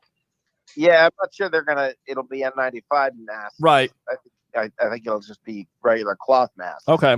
But yeah, I mean, I think it's the thing you do. I mean, I don't understand how, like, I heard somebody saying, oh my gosh, can you imagine wearing a mask in a 90-degree heat of a game? And I'm sitting here, I'm looking at Big Nasty and all these other super fans all dressed up, wearing capes, wearing face paint, wearing all this gear, going out there cheering, and then somebody's like, I don't want to wear a mask. Okay, that's good. It's comfy on your couch. I mean, you wore a jersey. I mean, the jersey's hot enough. Anybody knows they go to a game in Florida, especially that lower bowl where the sun basically is blaring down on you, and you could go blind if you look up at the sun because it's so blaring and it's so hot. Absolutely, you'll wear that jersey. So, for me, a mask, I mean, yeah, it's going to be hot. It's always hot. It's Florida. Take your head, turn on the oven, stick your head in. That's what it feels like to live in Florida. Get used to it. I mean, yeah, and I have no old people in my life at this point other than myself. Right. I mean, I'm not in those circles. Fine, man. Tell me I gotta, if I go to a game, I gotta quarantine for 2 weeks. All right. Okay. We got a football season. You have to quarantine for 14 days. Okay. You got to stay home for 2-3 months. Okay. You don't have to go out to the bar. Okay. Good. Cool. We have a football season. All right. Good. I'm signing up. There you go. Anything else, Rick? Yeah, that's exactly right. So I honestly believe the season's going to happen. They may play the first, let's say 3-4 weeks, then there may be a break for a few months, a couple months. Wow. And then they bring it back in after the vaccine or whatever, that at that point. Sure. And, I could see that happening. And like I said, finish up in April or something. Yeah, I could see that happening, but we'll see. But I cannot fathom. I would put money on it confidently that we're going to have a Super Bowl this year. There's no way they're going to let that stop. No, I don't think it's going to be a WrestleMania situation with WWE all over again. What a disaster that was. Good stuff, Rick. Anything else here on the sports web? Nope, that's it. All right, boss. There you go. Use your second call if you want to. Open phone line 727-255-0391 and 727-255-0391. It's the Sports Web. I'm your host, Peter Blake, along with Eric Wilson of 1070 The Zone, Saturday morning at 11 a.m. I still can't believe, my friend, you're only doing 1 hour. I know you're going to move that up. We got Alex Fleming of Fantasy and Flavors, and he also has a new show here on Saturdays on Bucs Report. What is it called again? Tough Talk, right? Turf Talk. Yes. Turf Talk. When sports and politics collide.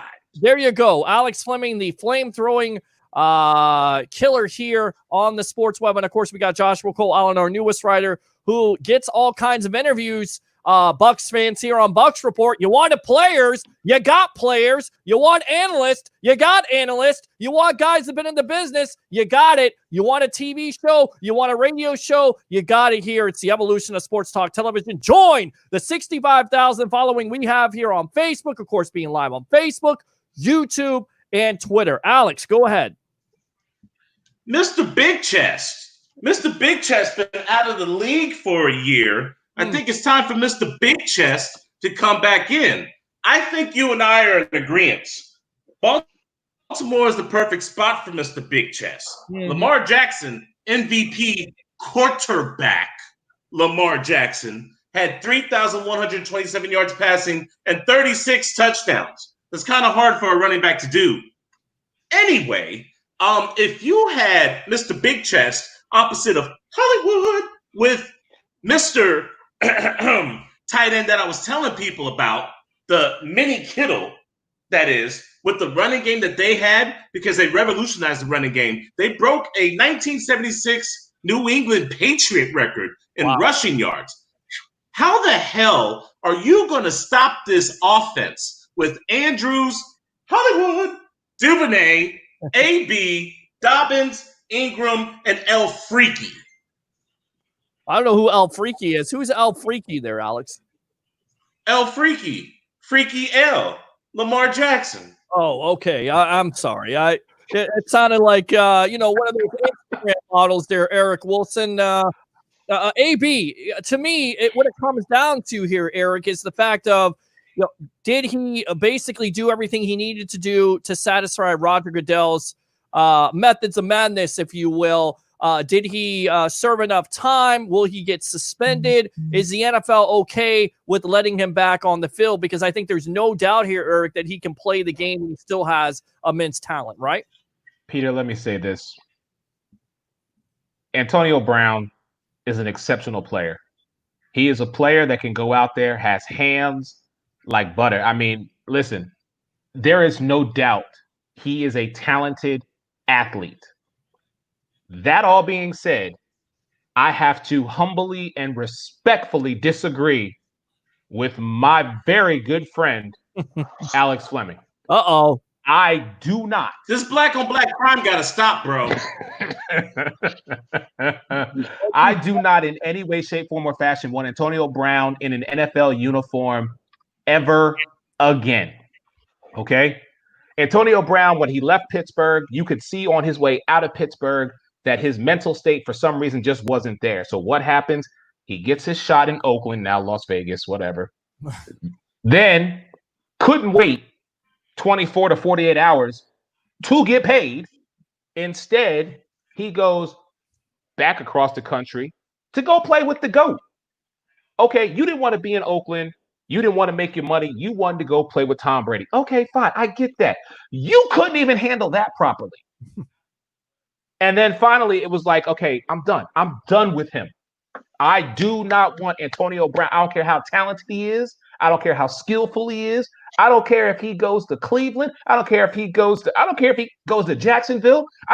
No. I do not want Antonio Brown in an NFL uniform because he, in my opinion, does not have the mental capacity to basically do what we saw him do from rookie to his stellar career up until the last year he was in Pittsburgh. Okay? He was a trusted guy. You knew he was like number one in fantasy. This was a guy that when you needed him, he showed up. But then something happened along the way. And in my eyes, you already got your 3 strikes. You were out of Pittsburgh. You couldn't wait to get your money in Oakland. And somehow, some way, you flunked with Tom Brady as your quarterback. No, don't want him. Yeah, right, let me be fair. All right, the Pittsburgh situation, I can understand why he wanted out. You had Le'Veon Bell and you had Antonio Brown, 2 top 3 at their receiving and running back positions. Yet you had this whole who's that brother on that nag mentality with Ben Roethlisberger and his porno addiction. I can't say anything about Oakland. He should have stayed in Oakland because it comes to bear fruit that if he stays in Oakland, we're not even talking about Kansas City. They went 7-9 with the offense that they had. What they were missing? A number 1 wide receiver. Gee, that's Antonio Brown. So yes, he messed that up. Now, as far as New England is concerned, he was going through some things. That wasn't number 3 with me. Number 3 was me when he made that horrible rap video and only one it was his guitar. That was number 3 with me. With that being said, everybody deserves a redemption song. He got locked up. They let him out. He lost a lot of money. People didn't want to touch him. He was radioactive. You know what? Radioactive ooze turned Donatello, Leonardo, Raphael, and Michelangelo into the Ninja Turtles. You can take that toxicity and make something positive out of it. Plus, with all honesty, Hollywood Brown's his cousin, his little nephew. John Harbaugh don't play those games. He could play Pittsburgh twice. You only have the Kansas City Chiefs to deal with on a regular basis as far as competition is concerned. And guarantee you, this year, Baltimore is going to play them twice. If you're ever going to get AB on his best behavior, it would be now. All I'm going to say, Peter, is this. Unless John Harbaugh's nickname is Master Splinter, AB ain't going to work in Baltimore. I'm going to leave it at that. Yeah, and I tell you right now, Eric, I'm kind of with I'm kind of with you on this. I'm kind of with Alex. You definitely see the ability, but does he have the mental capabilities in that locker room? You bring up System of a Down reference and toxicity. Is there too much toxicity, Joshua Cole Allen, for a locker room like Baltimore and also Seattle?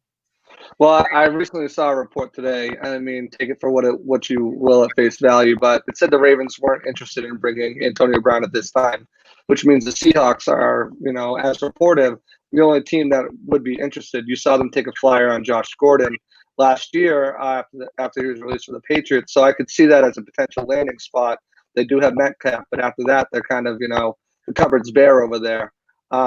But as far as, as Eric said, strike three, you look at it and, well, yeah, he burnt some bridges and he might have had some mental issues, stability issues. He's not Ray Rice. He's not Kareem Hunt. He's not Greg Hardy. The thing about all three of those players is they, assaulted females and they all got opportunities. Ray Rice was still in the league until the video came out. Kareem Hunt kicked the girl in the head. He's now, second round tender from the Browns. Greg Hardy had a shot with Dallas, went to MMA, got another opportunity there, and now he's trying to get back in the league. So as far as that goes, Antonio Brown, like Eric said, has the talent.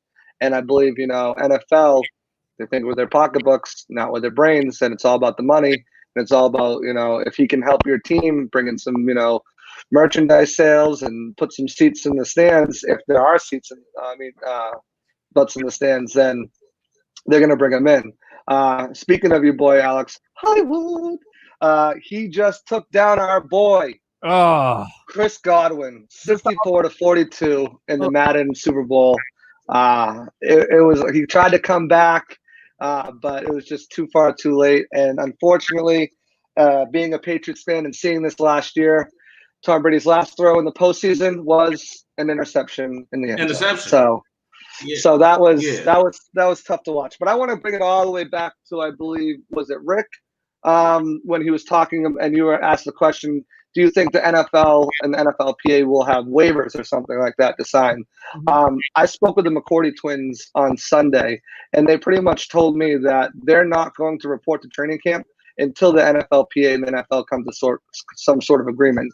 Now, whether that be waivers or whether that be contractual language that states if a player gets injured, a player gets COVID, and they have to sit out for 2 weeks, do they lose those game checks? All that is all still being talked about, discussed, and I'm sure as we get closer to that July 28th date, tentatively for training camp, we'll learn more about what they're agreeing upon and what's being discussed behind closed doors. But a waiver is an interesting thing to bring up. I don't think they'll have to bring a waiver. I think they'll just be more contractual language about what happens if you do need to quarantine. Game checks being one of the biggest things, because if you can't earn your game checks, you can't earn your incentive bonuses. Somehow those things are going to need to be figured out and solved, especially with incentives. If you miss those games, do you take those 2 games out that you're quarantined for, and do those 2 games not count towards your incentive goals? So there's a lot of things like that they need to work out before they can even think about going into training camp. And as Jason and Devin both said, they are not about to go to a bubble, so you can rule that out for the NFL. And I believe they speak for a lot of players. They've been in the league for a while. They're leaders, and they're very connected, with the NFL to multiple teams, multiple players on multiple teams. So I take it for a grain of salt, but I believe they speak for everybody in saying a bubble will definitely not work for the NFL. So they have to have contingency plans in place. And then just as a Tampa fan going 2 games, Tampa's extremely lucky that they have 5 of their 8 games at home to end the season. So you got to expect the second wave, probably going to happen in October, late September. But if they can get under wraps by late November, early December, you can start maybe see fans trickle back in. Like I said when we spoke earlier, weeks 2 through I believe 5 have a fail-safe kind of in there with the schedule, that they can move those games to the end of the season, push a Super Bowl out a month as well, and kind of recuperate those games. So it's all going to be very interesting between NFLPA, NFL, game fans in the stands. It's just going to be something to watch closely and monitor. Going back to the Madden here, because we just found out that Marquise Brown, Hollywood, Chris Godwin, I have to do Eric needs to do it now. I love it. Hollywood. Absolutely. But what I don't love, I love Madden, but do you think they should improve on Madden, Eric? I mean, Madden 2021, it certainly seems like it's the same gameplay. What would you improve about Madden football if you had an opportunity? That is a very interesting question, considering the fact that I have not played since probably 2016. Wow. I haven't. Why is that? Well, because I was in transition, moving from apartment to house, and I had so much other stuff going on.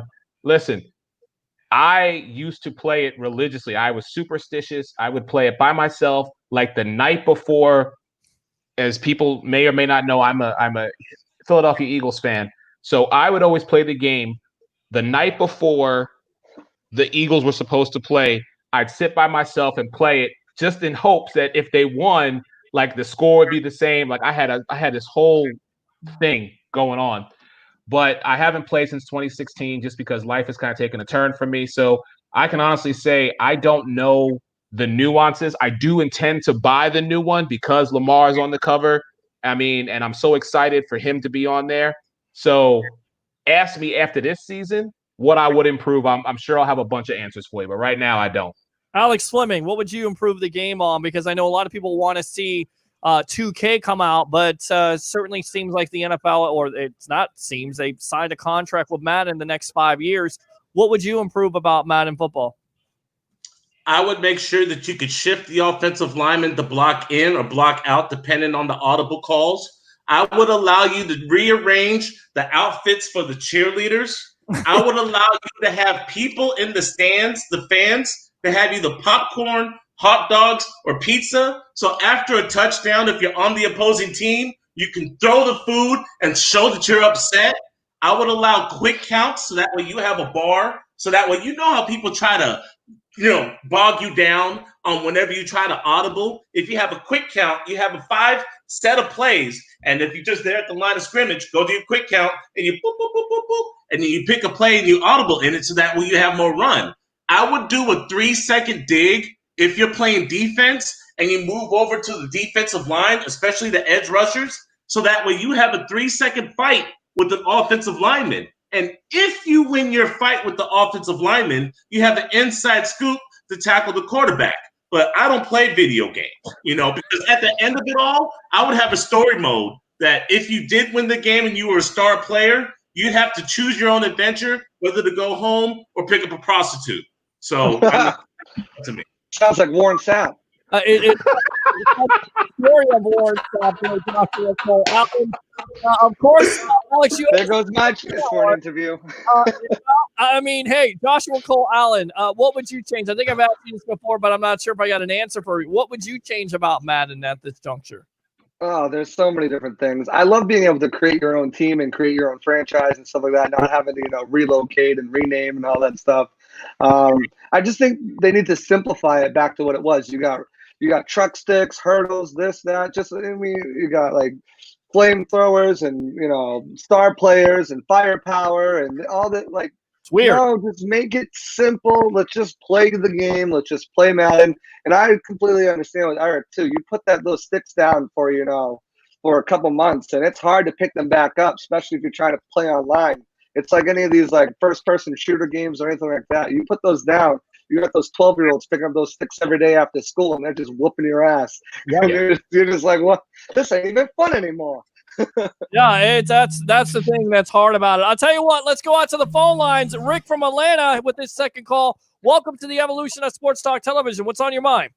Hey, I'll be quick about this. Sorry about the second call. But No, good. It's all good. Okay. There's two things I want to talk about. Number one, in the NFL, what I know, looking at testing and all of that, there are false positives that come in.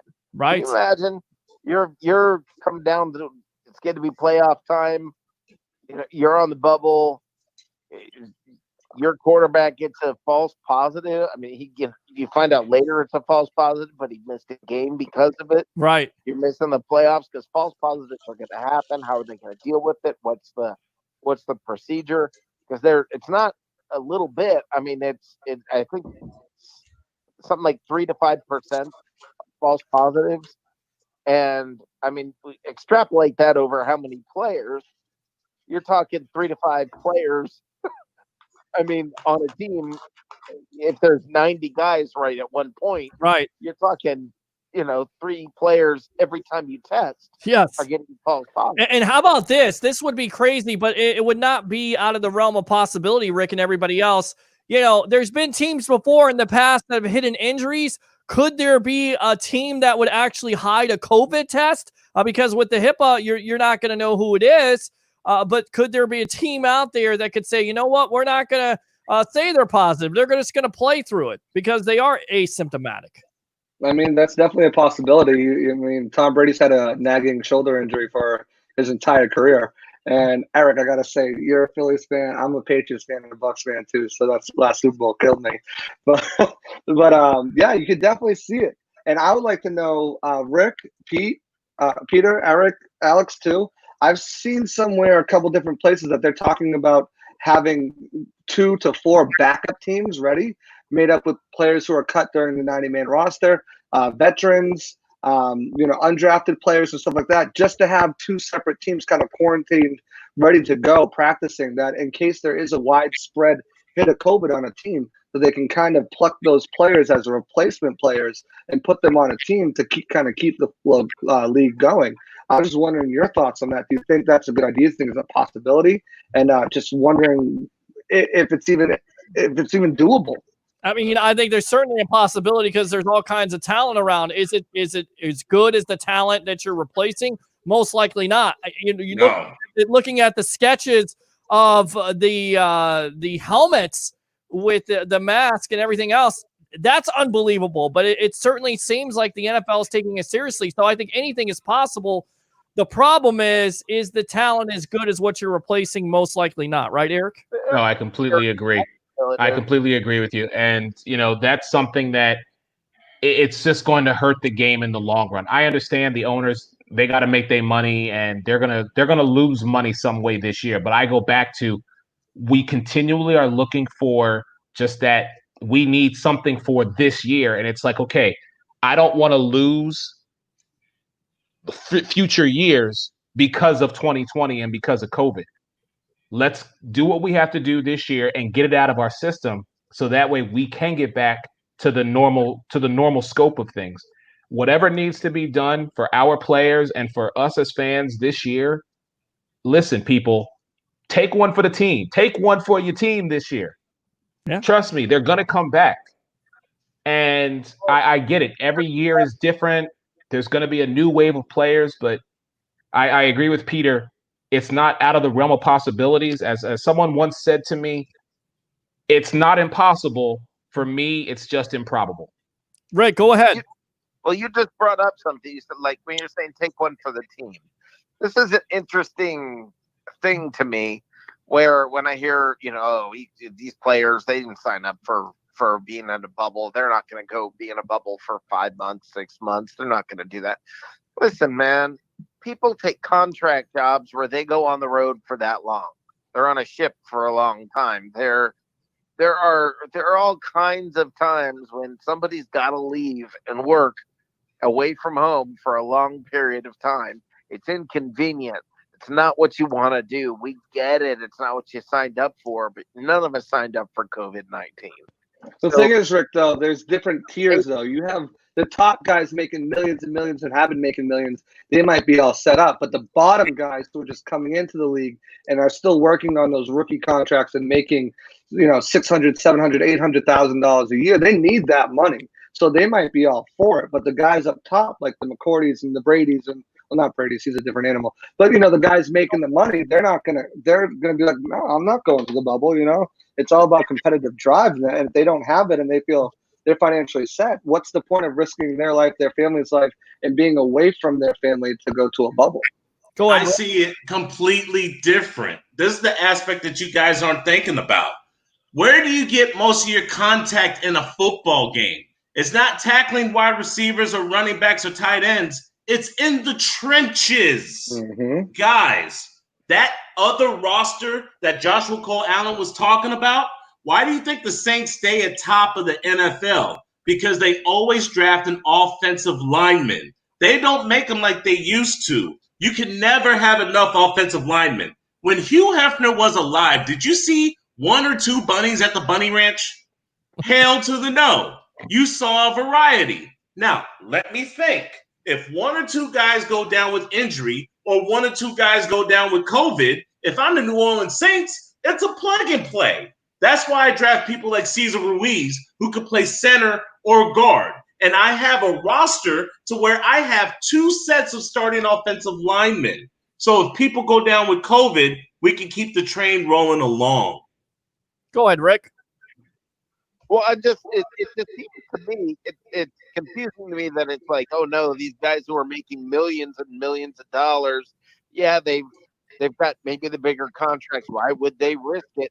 No, you're saying you're not going to risk it. You're saying if everybody sucks it up and gets into a bubble, they go ahead, tell the players, look, you're not going to see your families for a while.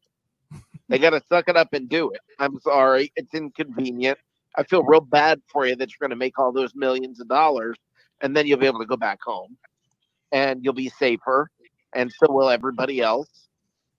I mean, it's a good point. But I just don't know if it's going to happen. And you hear, the Players Association come out and put the families in there, and that's the reason why they're trying to not have these workouts with other players, because they're not only trying to protect the players, but also the families. So I'm not sure if that happens, but it certainly would seem like it would be an option. I'm just not sure if the players you're going to be embracing it. Good stuff, Rick. And the problem with that too, Peter, is sorry if I jumped ahead of someone. The problem with that too is in basketball, you only got 15 guys on your team. In hockey, where they're going to kind of do the same bubble in 2 different cities, you only got 25 guys on your team. Football, you're double, triple, quadrupling that. You have 53 guys on the active roster, plus practice squad guys, plus coaches, plus athletic staff, plus referees, plus media. Not even just media like us, but camera crews, Fox Media, NFL Network, ESPN that needs to be there to cover the games. It's such a bigger package. Where would you go for even the bubble? You'd have to go out in the middle of Iowa, cut down some cornfields, make a bunch of makeshift stadiums, and play it like the Leatherheads did back in the day. Or you just infiltrate a bunch of cities in the Texas area and take their multi-million-dollar NFL stadiums that they use for high school kids or something. I don't know, one of the two. But, the bubble thing for football just doesn't seem like a plausible plan. All right, guys. Josh, let's go out to the phone lines here. We got one of your favorite callers on, Johnny Dean the Professor. Welcome back to the evolution of Sports Talk Television. You're on with yours truly, Joshua Cole Allen, Eric Wilson of the Sports Arena, and Alex Fleming of Fantasy and Flavors. What's on your mind? How's it going, Peter? It's going good, man. We're almost to 3 hours here. Got to get these guys out of here. I'm neglecting the webhead, so I'm going to read your comments, and we're just going to try to have about 30 more minutes of your calls and comments. But what's on your mind tonight? I just wanted to talk to these guys that are on here right now. Sure. Eric Wilson. I think you said something about Eric Wilson. He's a nickname or something. Yeah, go ahead. Give it to him. With that voice that man's got, he can't be nobody but Denzel. That's Denzel all day, man. Nobody else got smooth. All right. Johnny Dean, I appreciate that. Thank you, sir. Denzel, there you go. Great job. Love it, as always. Okay. Joshua Allen with those interviews, man. Look at you, man. You're all up at the big boy table now, brother. And Peter H. Blake. Oh my God, man! You have hit it out of the park tonight, bro. Thank you, man. Great show. Congratulations! One great show. Thank you, guys. Thank everybody that's been on the show tonight. You made me feel great. Hey, man, absolutely. That's what we're here to do with all this crazy situation going on. Johnny Dean, the professor, thanks a lot for your kind words, and thanks a lot for the support, brother. Appreciate it. I gotta interject right there. I get the voice thing, but I'm looking at Eric and all I see is Hootie, man. Has anyone ever told you look like Darius Rucker? I got a funny story about that really quick. Okay. So my wife and I were in Vegas for her birthday this past August, and we're sitting at a dinner table, and I had a hat on like this, and we were just sitting there having dinner.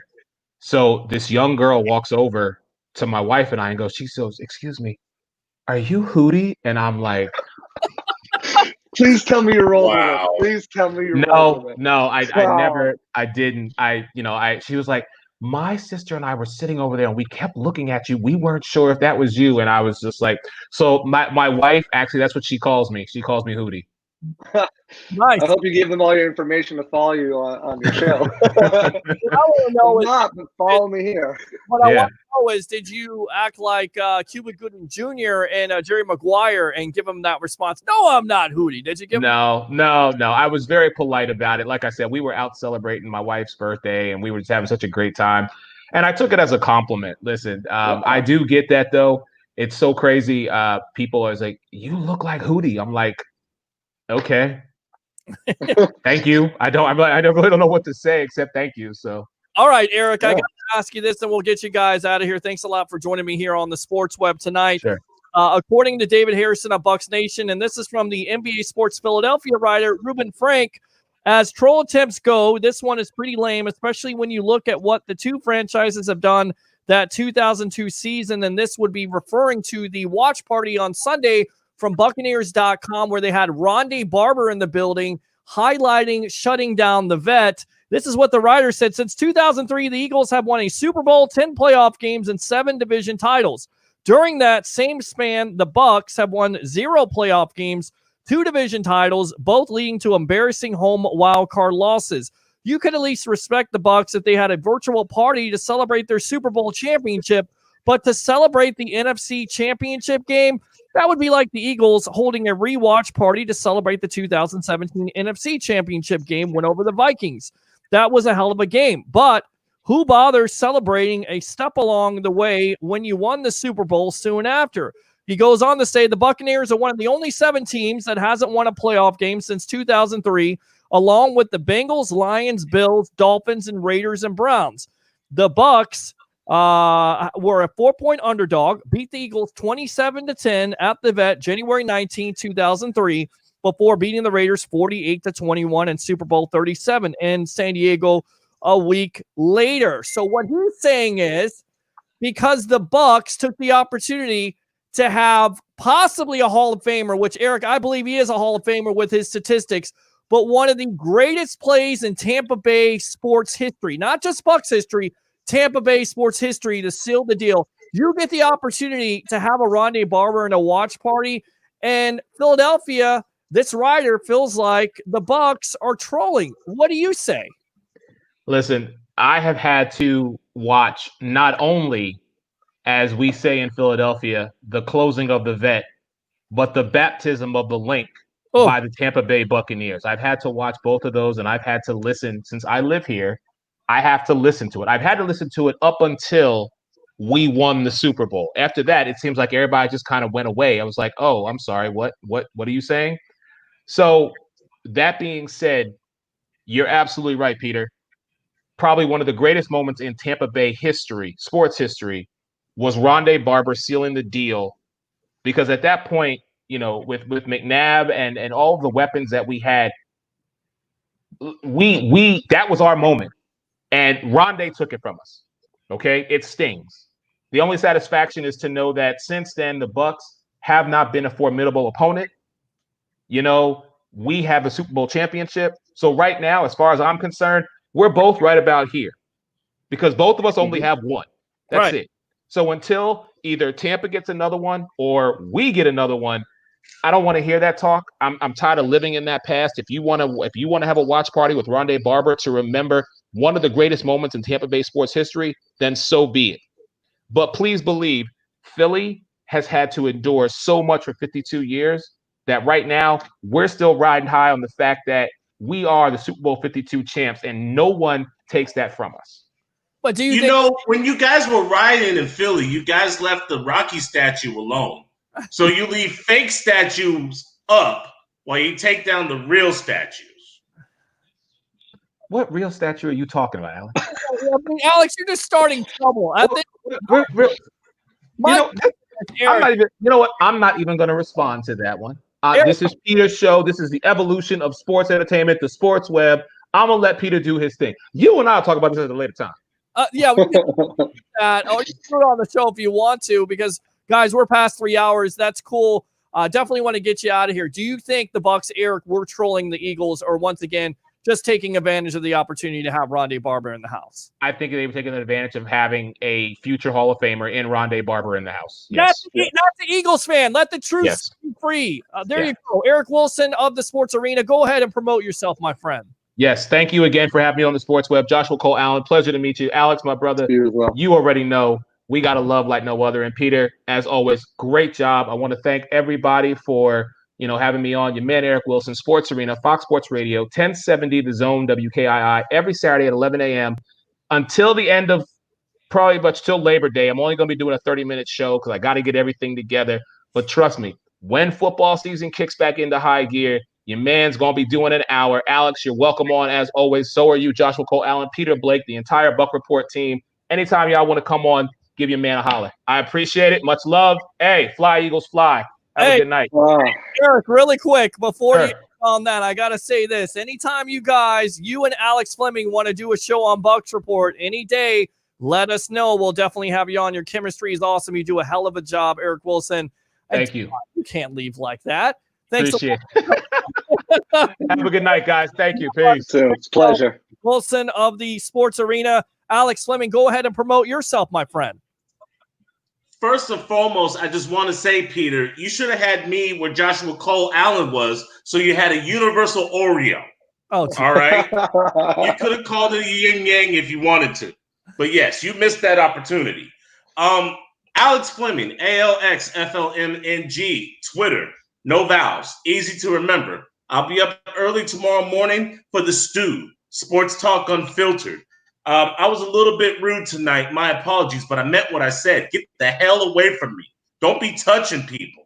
We're blowing up bad, like catastrophic numbers. So you know what? I don't give a damn if I have O negative blood. I'm going to treat you like a zombie in a Resident Evil game. Stay the hell away from me. All right? Florida Sun Review, Central Florida's oldest black living newspaper, Turf Talk, Saturday mornings. I'll try my best not to piss you off, but I got some controversial topics. Please believe that. I'm not stopping, won't stop. Oh, and I'm trying a new gesture, guys. If you're COVID out and you need a friend, you can find me on Rent a Friend. Yes, for the first hour, I am only $65 to rent. So if it's been a while since your back's been treated, or if your legs haven't been numb in a while, or if you need that late night encounter that you can't get from an old flame, you can find me on Rent a Friend. That's otherwise stay the hell away from him. A friend. Well, I mean, only I've heard enough tonight. Alex Fleming of Fantasy Flavors, thanks a lot. The flamethrower himself. I don't know what to say. All right, bro. All right. Wait. Let's go ahead and get him on. That's it. You're out of here. That's it. How can I follow that Joshua up? Cole Allen, go ahead and promote. You can find me on you can find me at Twitter at Joshua_C_Allen.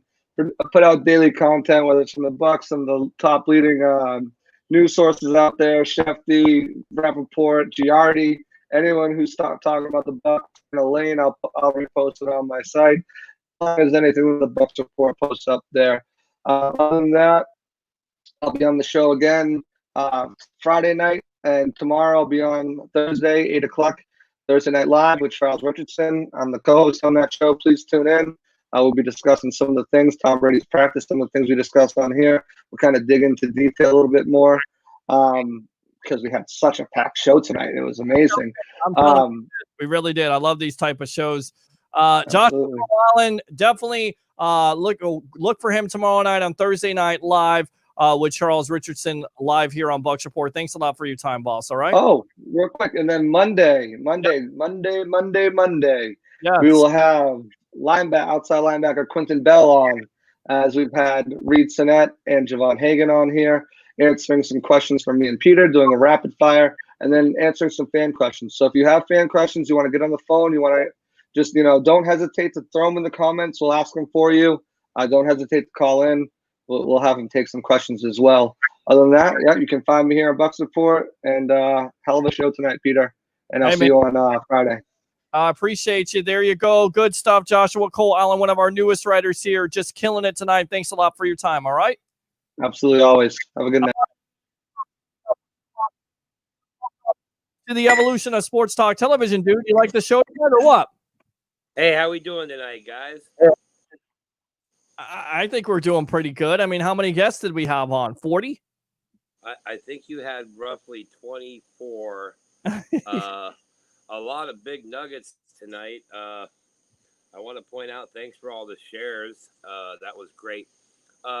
Mike Giardi, I think he dropped an 11-win total for the Buccaneers. That sounds about right. 33-10 for Brady, by the way. Yeah, that's definitely due to proved. Mm-hmm. Chris Landry. Here's what I like about Chris Landry besides everything else. Did Chris Landry kind of just go stone cold bottom truth on Jameis Winston? I mean, yeah, pretty much. That was a brutal reality there, huh? Kind of like a slap in the face. I'm sure he'll hear about that. Let's say the three guys that were just on, Eric Wilson and Joshua and Alex, they speak for themselves. The dude doesn't have to comment. But let me say the one thing, because you didn't think the dude was going to come on and not mention that chopped meat, cheese whiz covered dirt bag up there in Philadelphia whining about a watch party on social media. Hey, brother, let me ask you a question, man. Even your Philly people think you're whacked for that. Yeah. How about that? In a city that their sports fans are known to hate things, they couldn't join you in hating on that. So you know what that makes you? That makes you a bigger loser than the city of Philly? I don't know. Is that possible? And, hey, Alex Fleming, hey, I like that little haymaker you threw there at your partner, Eric, there. You didn't tear down the Rocky statue, but, wow, that was pretty good. Anyway, we're rambling tonight. Peter's at like 3 hours. Big thanks to Javon Hagan. He'll be a punter if you'll allow it. Yeah. Everybody needs a social distance, man. Put a mask on. Quit whining about it. I mean, seriously, bro. The dude is old enough that all the same crap you people are whining about having to wear a mask is the same crap people used to say when they put the seatbelt rules in vehicles. Yes, for 90% of you out there didn't used to be a seatbelt law. And when they put one in, oh, you're stomping on my freedoms. You're going to take my jobs. But guess what? People realize, holy crap, it saves lives. Same thing with masks, social distancing, and not being a dumbass. Mike Giardi is a consummate professional. Holy shit. Don't think I'd want to pick a fight with him. He was pretty jacked up, yoked out. Yeah. And Chris Landry, Steve Dumig memories. Again, for you younger folk out there, Steve Dumig was probably the last decent. What? No, it's not fair to call him decent. He was the last great Tampa Bay sports talk radio host. That's a fact. And to have Chris Landry on and talk about that, and then tap into the 1993 NFL scouting combine. He ran it. Player scout, scouting consultant. If you want to know football, not the crap you see on the NFL Network, nothing against Mike Giardi. They don't get X's and O's. But if you want to see the nuts and bolts, how the scouts look at things, why they look at things, and what it means, Go to LandryFootball.com. The dude's about to have a smoke. It was a great show. I know, Peter, the way you handled the show tonight, you hit all your times, you hit your marks, you nailed it, brother. All you guys see that little thing down there? It says something about be Peter's PayPal and give him money. Give this man some money so you can go get a razor and shave his beard. I mean, come on, people. He gives you 3 hours, 3 hours of live content 3 nights a week, and you all have been around for when we have NFL games on. Peter's there all freaking day. Now, the dude says again, social distance, put a mask on, don't be a dumbass. Hey guys, we're under 90 days until the start of the regular season. Okay? It's coming. The more you stay home, the more you social distance, the more likely it is that we can have an NFL season and we can have fans in the stands. All right? And for those fans in the stands, hey, dudes, we totally get it. Them roping off 8 to 10 of the first rows for advertisement is going to infringe on some of you. But guess what, man? 3 or 4, 10 or 12 of you don't get to sit in your seat. It's horrible. It sucks. But for the greater good of the game, man, let's get these people back on the field. Let's do all the right measures, and let's start watching some football. That said, dude's going to light up a smoke. Peter, you nailed it. You crushed it. But, of course you did. You're Peter H. effing Blake. Later, brother. Later, man. Thanks a lot. There you go. The dude abides. Let's go out to the webheads. I'm sorry I've been neglecting you tonight, but that's okay. Fan Friday. We'll take as many calls, as many texts. I'm going to read all these text messages, try to answer all of them. And also you can call the phone line if you want to. Just me and you. 727-255-0391. It's 727-255-0391. It's the Sports Web. I'm your host, Peter Blake, giving you something to think about. Do you think we will make the Super Bowl this year? Definitely think there's a possibility. No prediction at this point, but it is Super Bowl or bust in my opinion. Absolutely, he was next. Both guys have been great. Safety room suddenly feels like a strength if they can perform on the field. Big if, but I expect big things from all of them. Lots of great competition, and that would be what we talked about tonight with the safety, the undrafted safety that we talked to from Ohio University, who escapes me right now. Javon, I'm so sorry. We'll get to that. Laugh out loud. Great guest list tonight. Absolutely. We answered that question. Hey, Chegs, what's going on? Best virtual edits video. Let Brady and the kids practice. What's going on, Josh? Bucs report now. He was awesome tonight, was he not? Absolutely spectacular. Great job. I like YouTube because if you have premium, it allows you to turn the screen off and the show still plays. All right, very cool. Thank you very much, 4 bits. Let's see. Okay. So much soda. Rob will be better, like it or not. NFL, go Bucs, says Russ. Mike is awesome. He was. Yep. There you go. Best virtual edits with his eyes there. Jerome Aginla going to the Hockey Hall of Fame. Not a lot of black people in the Hall of Fame. In the Hall, as a Flames fan, that is amazing. He was an amazing player. Of course, a part of that Stanley Cup final between the Tampa Bay Lightning and the Calgary Flames. And, of course, the name is Javon Hagan. I don't know why I'm forgetting it. It is late. But Aginla definitely deserving of it. And that was a very entertaining Stanley Cup final between the Lightning and Calgary. Of course, you remember one of the greatest Tampa Bay sports history moments. Game 6, Marty St. Louis in overtime to take it to Game 7. And, of course, the Bulin Wall, Javi Bulin.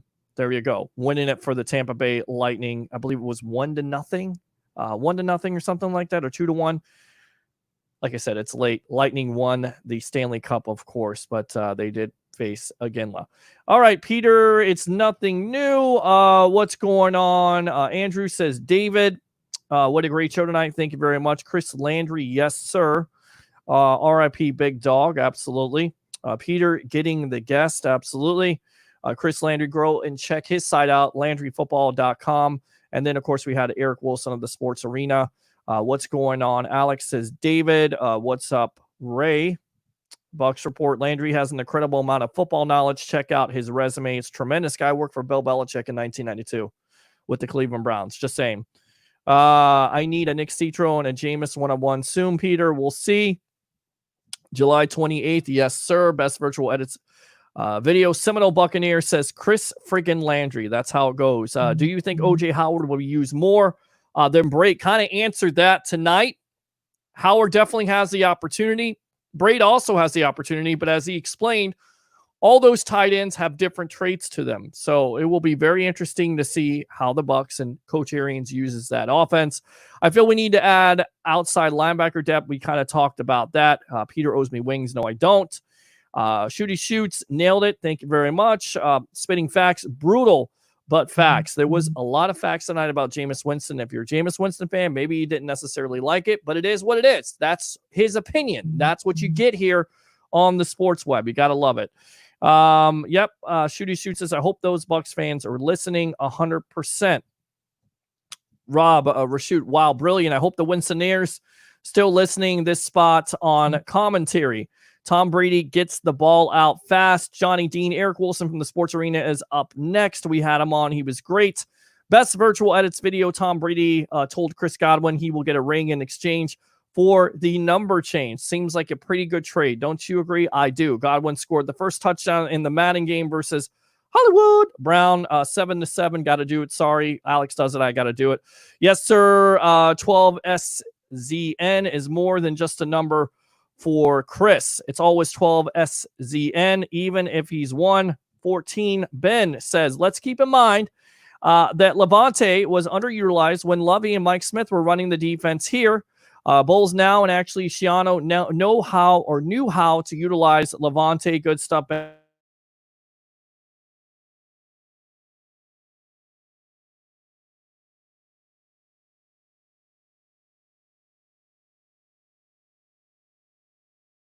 And Cornette, thanks a lot. The phone line is open.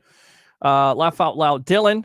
14-7 Ravens after the first, and if you didn't hear the final score, Hollywood Brown did beat Chris Godwin, some 63-42, something like that. 21-7, okay, 28-7. Yikes! It would be a weird irony to have McCoy and/or Freeman on a Bucs team again. That it would. Let's see. They're not done yet. Up next, Eric Wilson from the Sports Arena. Wasn't he great? Was he not absolutely great?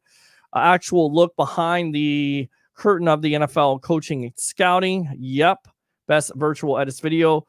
What do I want, Peter? Good one. I want wings. I've been waiting. 3-way, says Bucs Report. Johnny Dean, the flamethrower, and Eric together. Bam. And they should definitely have a show on here as they've done shows before, but it would absolutely kill on Bucs Report. Best virtual edits. Yep. Did Peter lose a bet to you? I did not. Or do you just want wings? He wants wings, Dylan. There you go. Johnny Dean, correct him. Every team has reported at least one player testing positive. That's been the scary thing this week. Peter lost a bet to me, bro. No, I did not. Hey, says Roxanne. Thanks a lot. Okay. How's that? I heard the bet that was for the final Super Bowl. There's no bets there. Tough Bucks says, what's good, Bucks Nation? Fire them cannons, Peter. Check out the latest episode of Tough Bucks on Twitter and also on YouTube. Check him out. Juan Agadello does a hell of a job with that program, so definitely check it out. We'll get him back on here eventually again on the Evolution. Wait, that was Alex. What bet did you have with Peter at Best Virtual Eds Video? I got 2 brain cells. Well, that's good. I think all of us got more than 2 brain cells here. You're watching the sports web, so to me, that makes you very intelligent. Just saying, Peter knows, laugh out loud, it's LeBron over Jordan. That's not a bet. Jordan all day long. Then you lost the bet because LeBron is no Jordan. Peter's Nightly Freeze, I did have it. Frozen Peter Sickle, always like that. Boo, boring ball. Laugh out loud, Dean. Peter Freeze is always okay. I prefer by far watching the game on TV anyway. I don't need some drunk spilling their beer on me when I'm watching Tom Brady. But, you love the experience. Hopefully it doesn't drive away fans. I don't think it will. But, of course, we're living in different times, and we have to see how this COVID situation works out. Laugh out loud. Monday Night Football against the Steelers 2 years ago. Some lady running down the stairs and vomited all over a bunch of us. Goodness gracious. That's terrible, isn't it? especially if it's a new jersey or a new shirt. You're looking good. You got your significant other, your girlfriend. You're smelling nice. And then all of a sudden, this girl out of nowhere pukes all over you, ruins the mood. I've been there, my friend. It's a shame. Hopefully, you enjoyed the game. Of course, the result, not so much. Of course, the Steelers won that game. But sorry about that. It's not spooking helicopters. It's the damn TB Times. Laugh out loud. Actually, was Channel 13 and Kevin O'Donnell. TB Times, WFLA, so aggravating. Alex, I can give you a free haircut. Laugh out loud. Johnny Dean, I swear, Josh just spoke for 5 minutes without a breath. That's what you do here on the sports web. I feel the same way, guys, as a fellow STM. Social distancing will be non-existent. Johnny Dean, open up the triage units because that's going to blow up the hospitals with COVID patients. If Fauci is right, vaccine in December or January, I think there will be fans at some point this season. Question is, how accurate is he with that? We have no idea. He's a doctor. I'm not. I'm going to trust what he says, but everything is always changing. It's changing day by day. It's almost like this virus. It's changing day by day. And the Bucs right now are on the screen there. That's crazy how that works out. And I'm not exactly ready to be the first in line to take a vaccine they made in 11 to 13 months. They've grown. They're grown men. Let them practice. Damn media. Well, it's not just the media. It's also the NFL Players Association giving a recommendation. They're not saying it's illegal, but they're recommending that they don't do it. They're going to do it anyway. 2021 at the earliest, and enough quantity to get everyone who will need it. Dylan says, but if it means back to somewhat normal life, count me in. And yeah, I won't be first in line either. Nope. Exactly, says Dylan. Johnny Dean, I will go with the second wave. Yep. Dylan says, but if the NFL allows STMs in, they don't have to refund or credit them. They for sure aren't going to want to do that. Johnny Dean says they already have agreed to refunds or reschedules. It has become necessary. The Dylan they have, but doesn't mean they will want to do it. More comments. Did Peter just take a sip of water? I did take a sip of Mountain Dew. Got to stay refreshed here, talking all night long, almost nearly over 3-hour show here. And that's what we bring here. And I don't care. I love what I do. I love that you guys love what we do here on Bucs Report. We'll be back on Friday night with other guests here starting at 9 o'clock. Not the 8. The 8 is kind of weird for me. I like the 9 o'clock start time. We'll be back on Friday night unless something breaks, and then maybe we'll come on Thursday. Who knows? But we'll see. If they could actually do N95s, that would be huge, but they will be brutal week 2 on a 100-degree day. Johnny Dean, it's going to be a hot mess. I know that much. Johnny Dean, I would not put AB and his nephew together on the same team. Scary. Okay. Well, why are you tuning in? All that hype just so you can still end up third in the NFC South. Your opinion, you're entitled to it. And thanks a lot for coming in and enjoying the show. Appreciate you, Brian. 100% Eric, Imagine Dragons, radioactive, good stuff. 4 hours possibility. That would be great. We'll see if we can get through these comments. Welcome Nicholas Hancock. All right. Dylan says, got lots of comments to read. I do. Stopping in for a bit. Appreciate you. Nicholas Hancock, do you have a question, sir? If you do, again, open phone line 727-255-0391 at 727-255-0391. It's the Sports Web. I'm your host, Peter Blake, giving you something to think about. Peter never reads comments. Yes, I do. But when we have guests on, we want to definitely give them their time. We want to let them talk. We get them on here.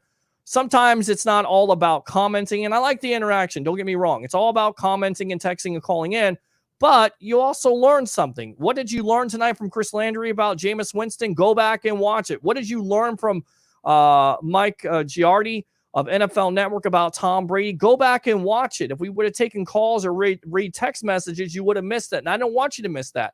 That's an NFL Network guy. That's a former scout. We had Eric Wilson on and Alex Fleming and Joshua Cole Allen, and we had a Buccaneer football player on, and we don't want to interrupt them, but we also want to get your interaction. So I'll try to delegate it a little bit better, but when we have nights like this, we want to hear from the guests and what they have to say, because you never know what you're going to learn here on the evolution of sports talk television. Does that make sense? Good.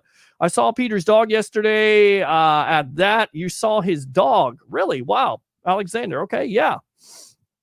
Early season games at Ray J are brutally hot anyway. They are. I buy this game. All right. They won't know the playbook. Nicholas says, I see you, Crafty Crab. I've been to the one in Brandon, Florida. Excellent King Crab. Nicholas Hancock, are games planning on being lengthened by more commercials to allow more revenue stream due to lack of fan attendance? And that goes to the report of NFL teams could lose $3 billion if fans are not showing up. We'll see. Is it a question where they're going to lose a lot of money? They could, depending on what happens with the fans, what teams allow how many fans in the stadium. And like this report said from Daniel Kaplan of The Athletic, which will have Leo Haggerty on Friday night. We'll talk about this also. Not one size fits all. So there may be teams in the NFL that allow 20 to 30,000 or more, and there may be teams that don't, depending on the county standards and the spikes of the COVID-19. So there would definitely be some home field advantage at that point, right? You kind of wonder, does it favor the Bucs? Does it not? We'll see.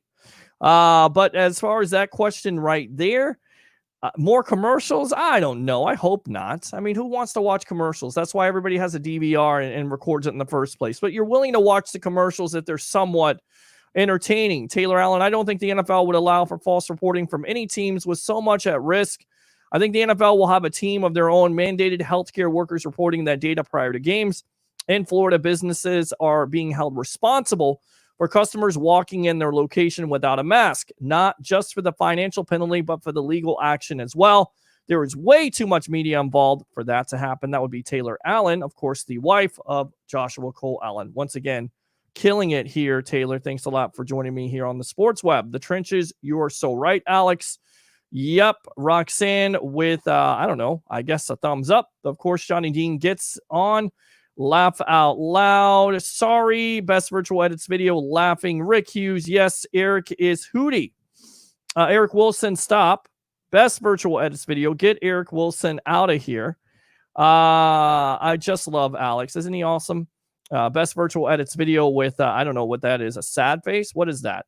Rent a friend. WTF. Absolutely agree with that. That was kind of funny. Did you see the article from Ken Laird of WEEI today trashing Brady? Those guys are just pissed because the team is boring now. I didn't get a chance to see it, but we'll probably do some research on it. Great show. Go Bucs. Thanks a lot, Chase, for tuning into the evolution of sports talk television. Rent a friend. The whole New England journalists are trying to still involve Brady and thrash him, saying he's done. But that's not true. We had a guy that's covered the New England Patriots for years and just came on here and told you what? Brady could have 33 touchdowns and 10 interceptions. That's different than anything you've heard. Oh, actually, I'll take that back. Yours truly said that he's going to have an MVP year. Put it down. 33 touchdowns, 10 interceptions. I like it, Mike Giardi from NFL Network. I'm definitely going to go with him on that. Best virtual edits video, laughing. I'm a punter. Okay, well, great show tonight. Thank you very much. Chase Steve was the man, the whole reason I started listening to 620 over 13 years ago. Chase, thanks a lot for tuning in. And he was a legend. He was definitely a legend in this business. I definitely try to emulate some of the things he did and took advice. And anytime somebody can give you that advice, be a sponge and take that advice. I did it with Al Keck. I've done it with Leo Haggerty and Rick Brown. And that's why they're a part of the evolution. But you always get that opportunity to take something from somebody. Definitely use it, especially if they're going to give it to you and they're successful. It will make you better. Trust me. Take all the advice you can.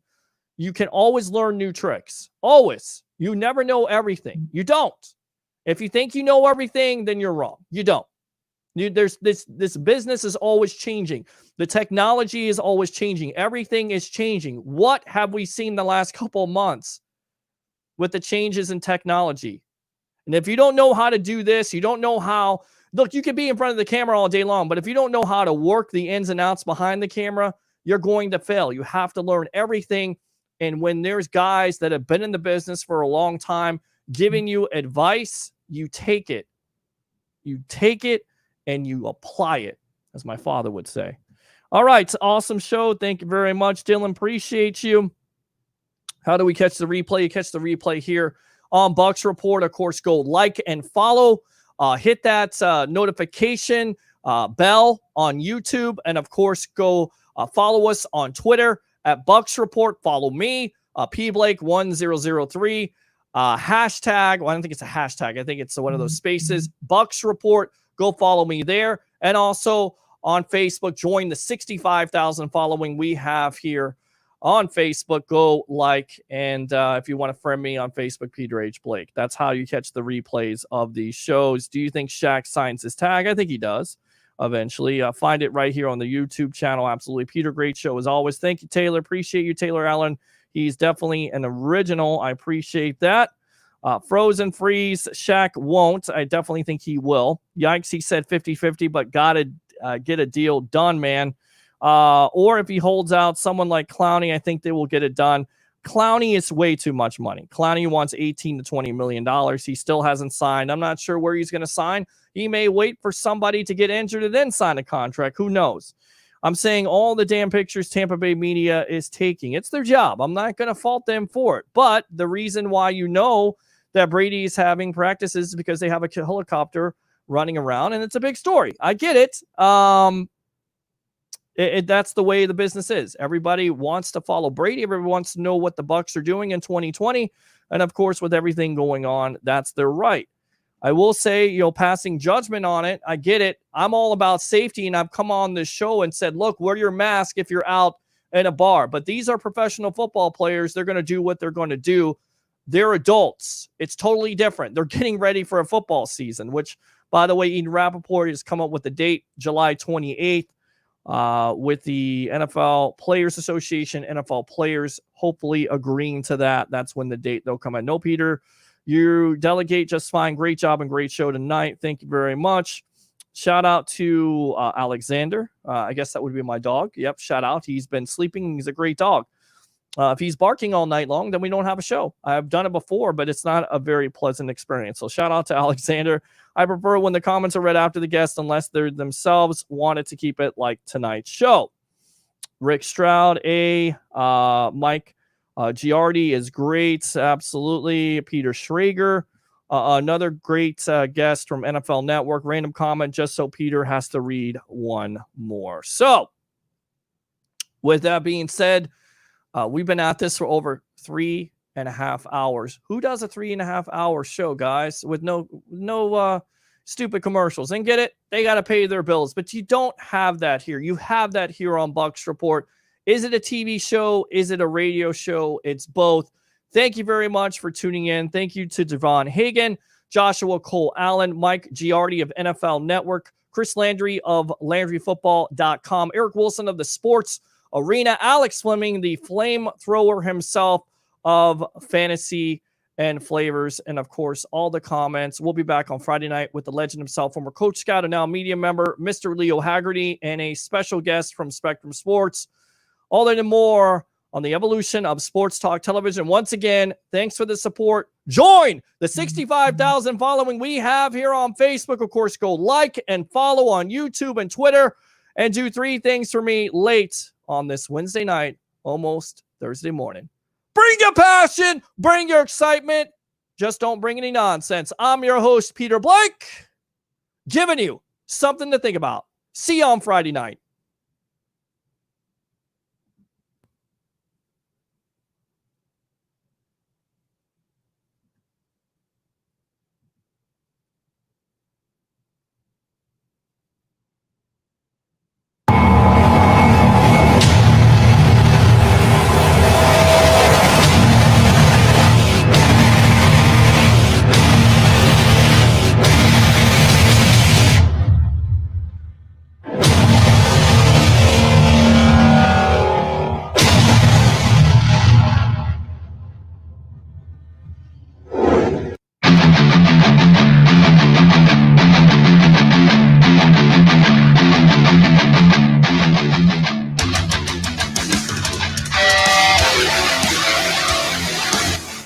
You're now in the Sports Web, a sports talk show for the hardcore fan. Bring your passion, bring your excitement, just don't bring any nonsense.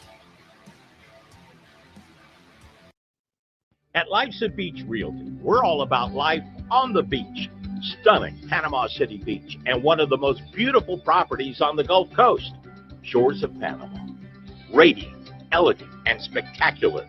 Steps away from white sugar sand, every room overlooks the turquoise of the Gulf of Mexico. Come in for your tour today.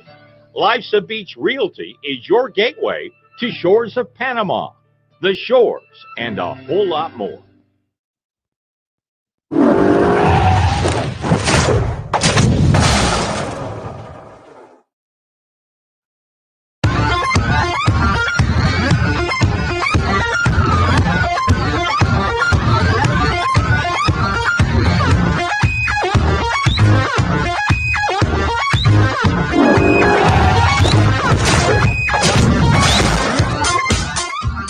Come to Sam Ash for hundreds of exclusive holiday deals on music and sound gear from the most iconic brands. Save big on professional and starter guitars, drums, digital pianos, horns, violins, DJ, and electronic production equipment. Supercharge your home studio with deals on podcasting, streaming, and AV equipment like speakers, microphones, headphones, and acoustic treatment. Plus, with 36 months no interest financing on thousands of items, you can get the gear of your dreams right now. From our incredible selection and service to our lowest price guarantee for over 95 years, real musicians know you only go to Sam Ash.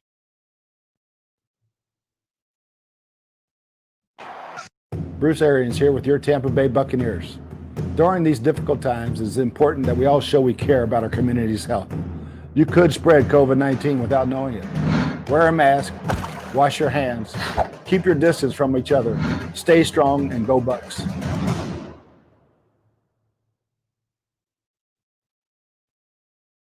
Six-yard line.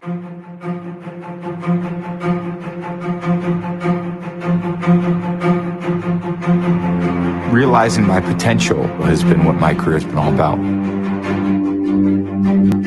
Things that I've dreamed about have actually come true. And the Patriots have won Super Bowl 36.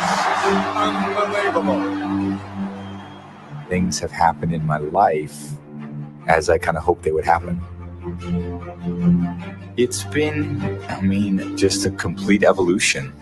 You know, how I just kept kind of fighting and clawing to continue to power forward. You just keep putting one foot in front of the other, and you keep trying to make progress. So when I look at over 20 years, I look how far I've come. But there's not one step that I took where I realized, look how far I've come.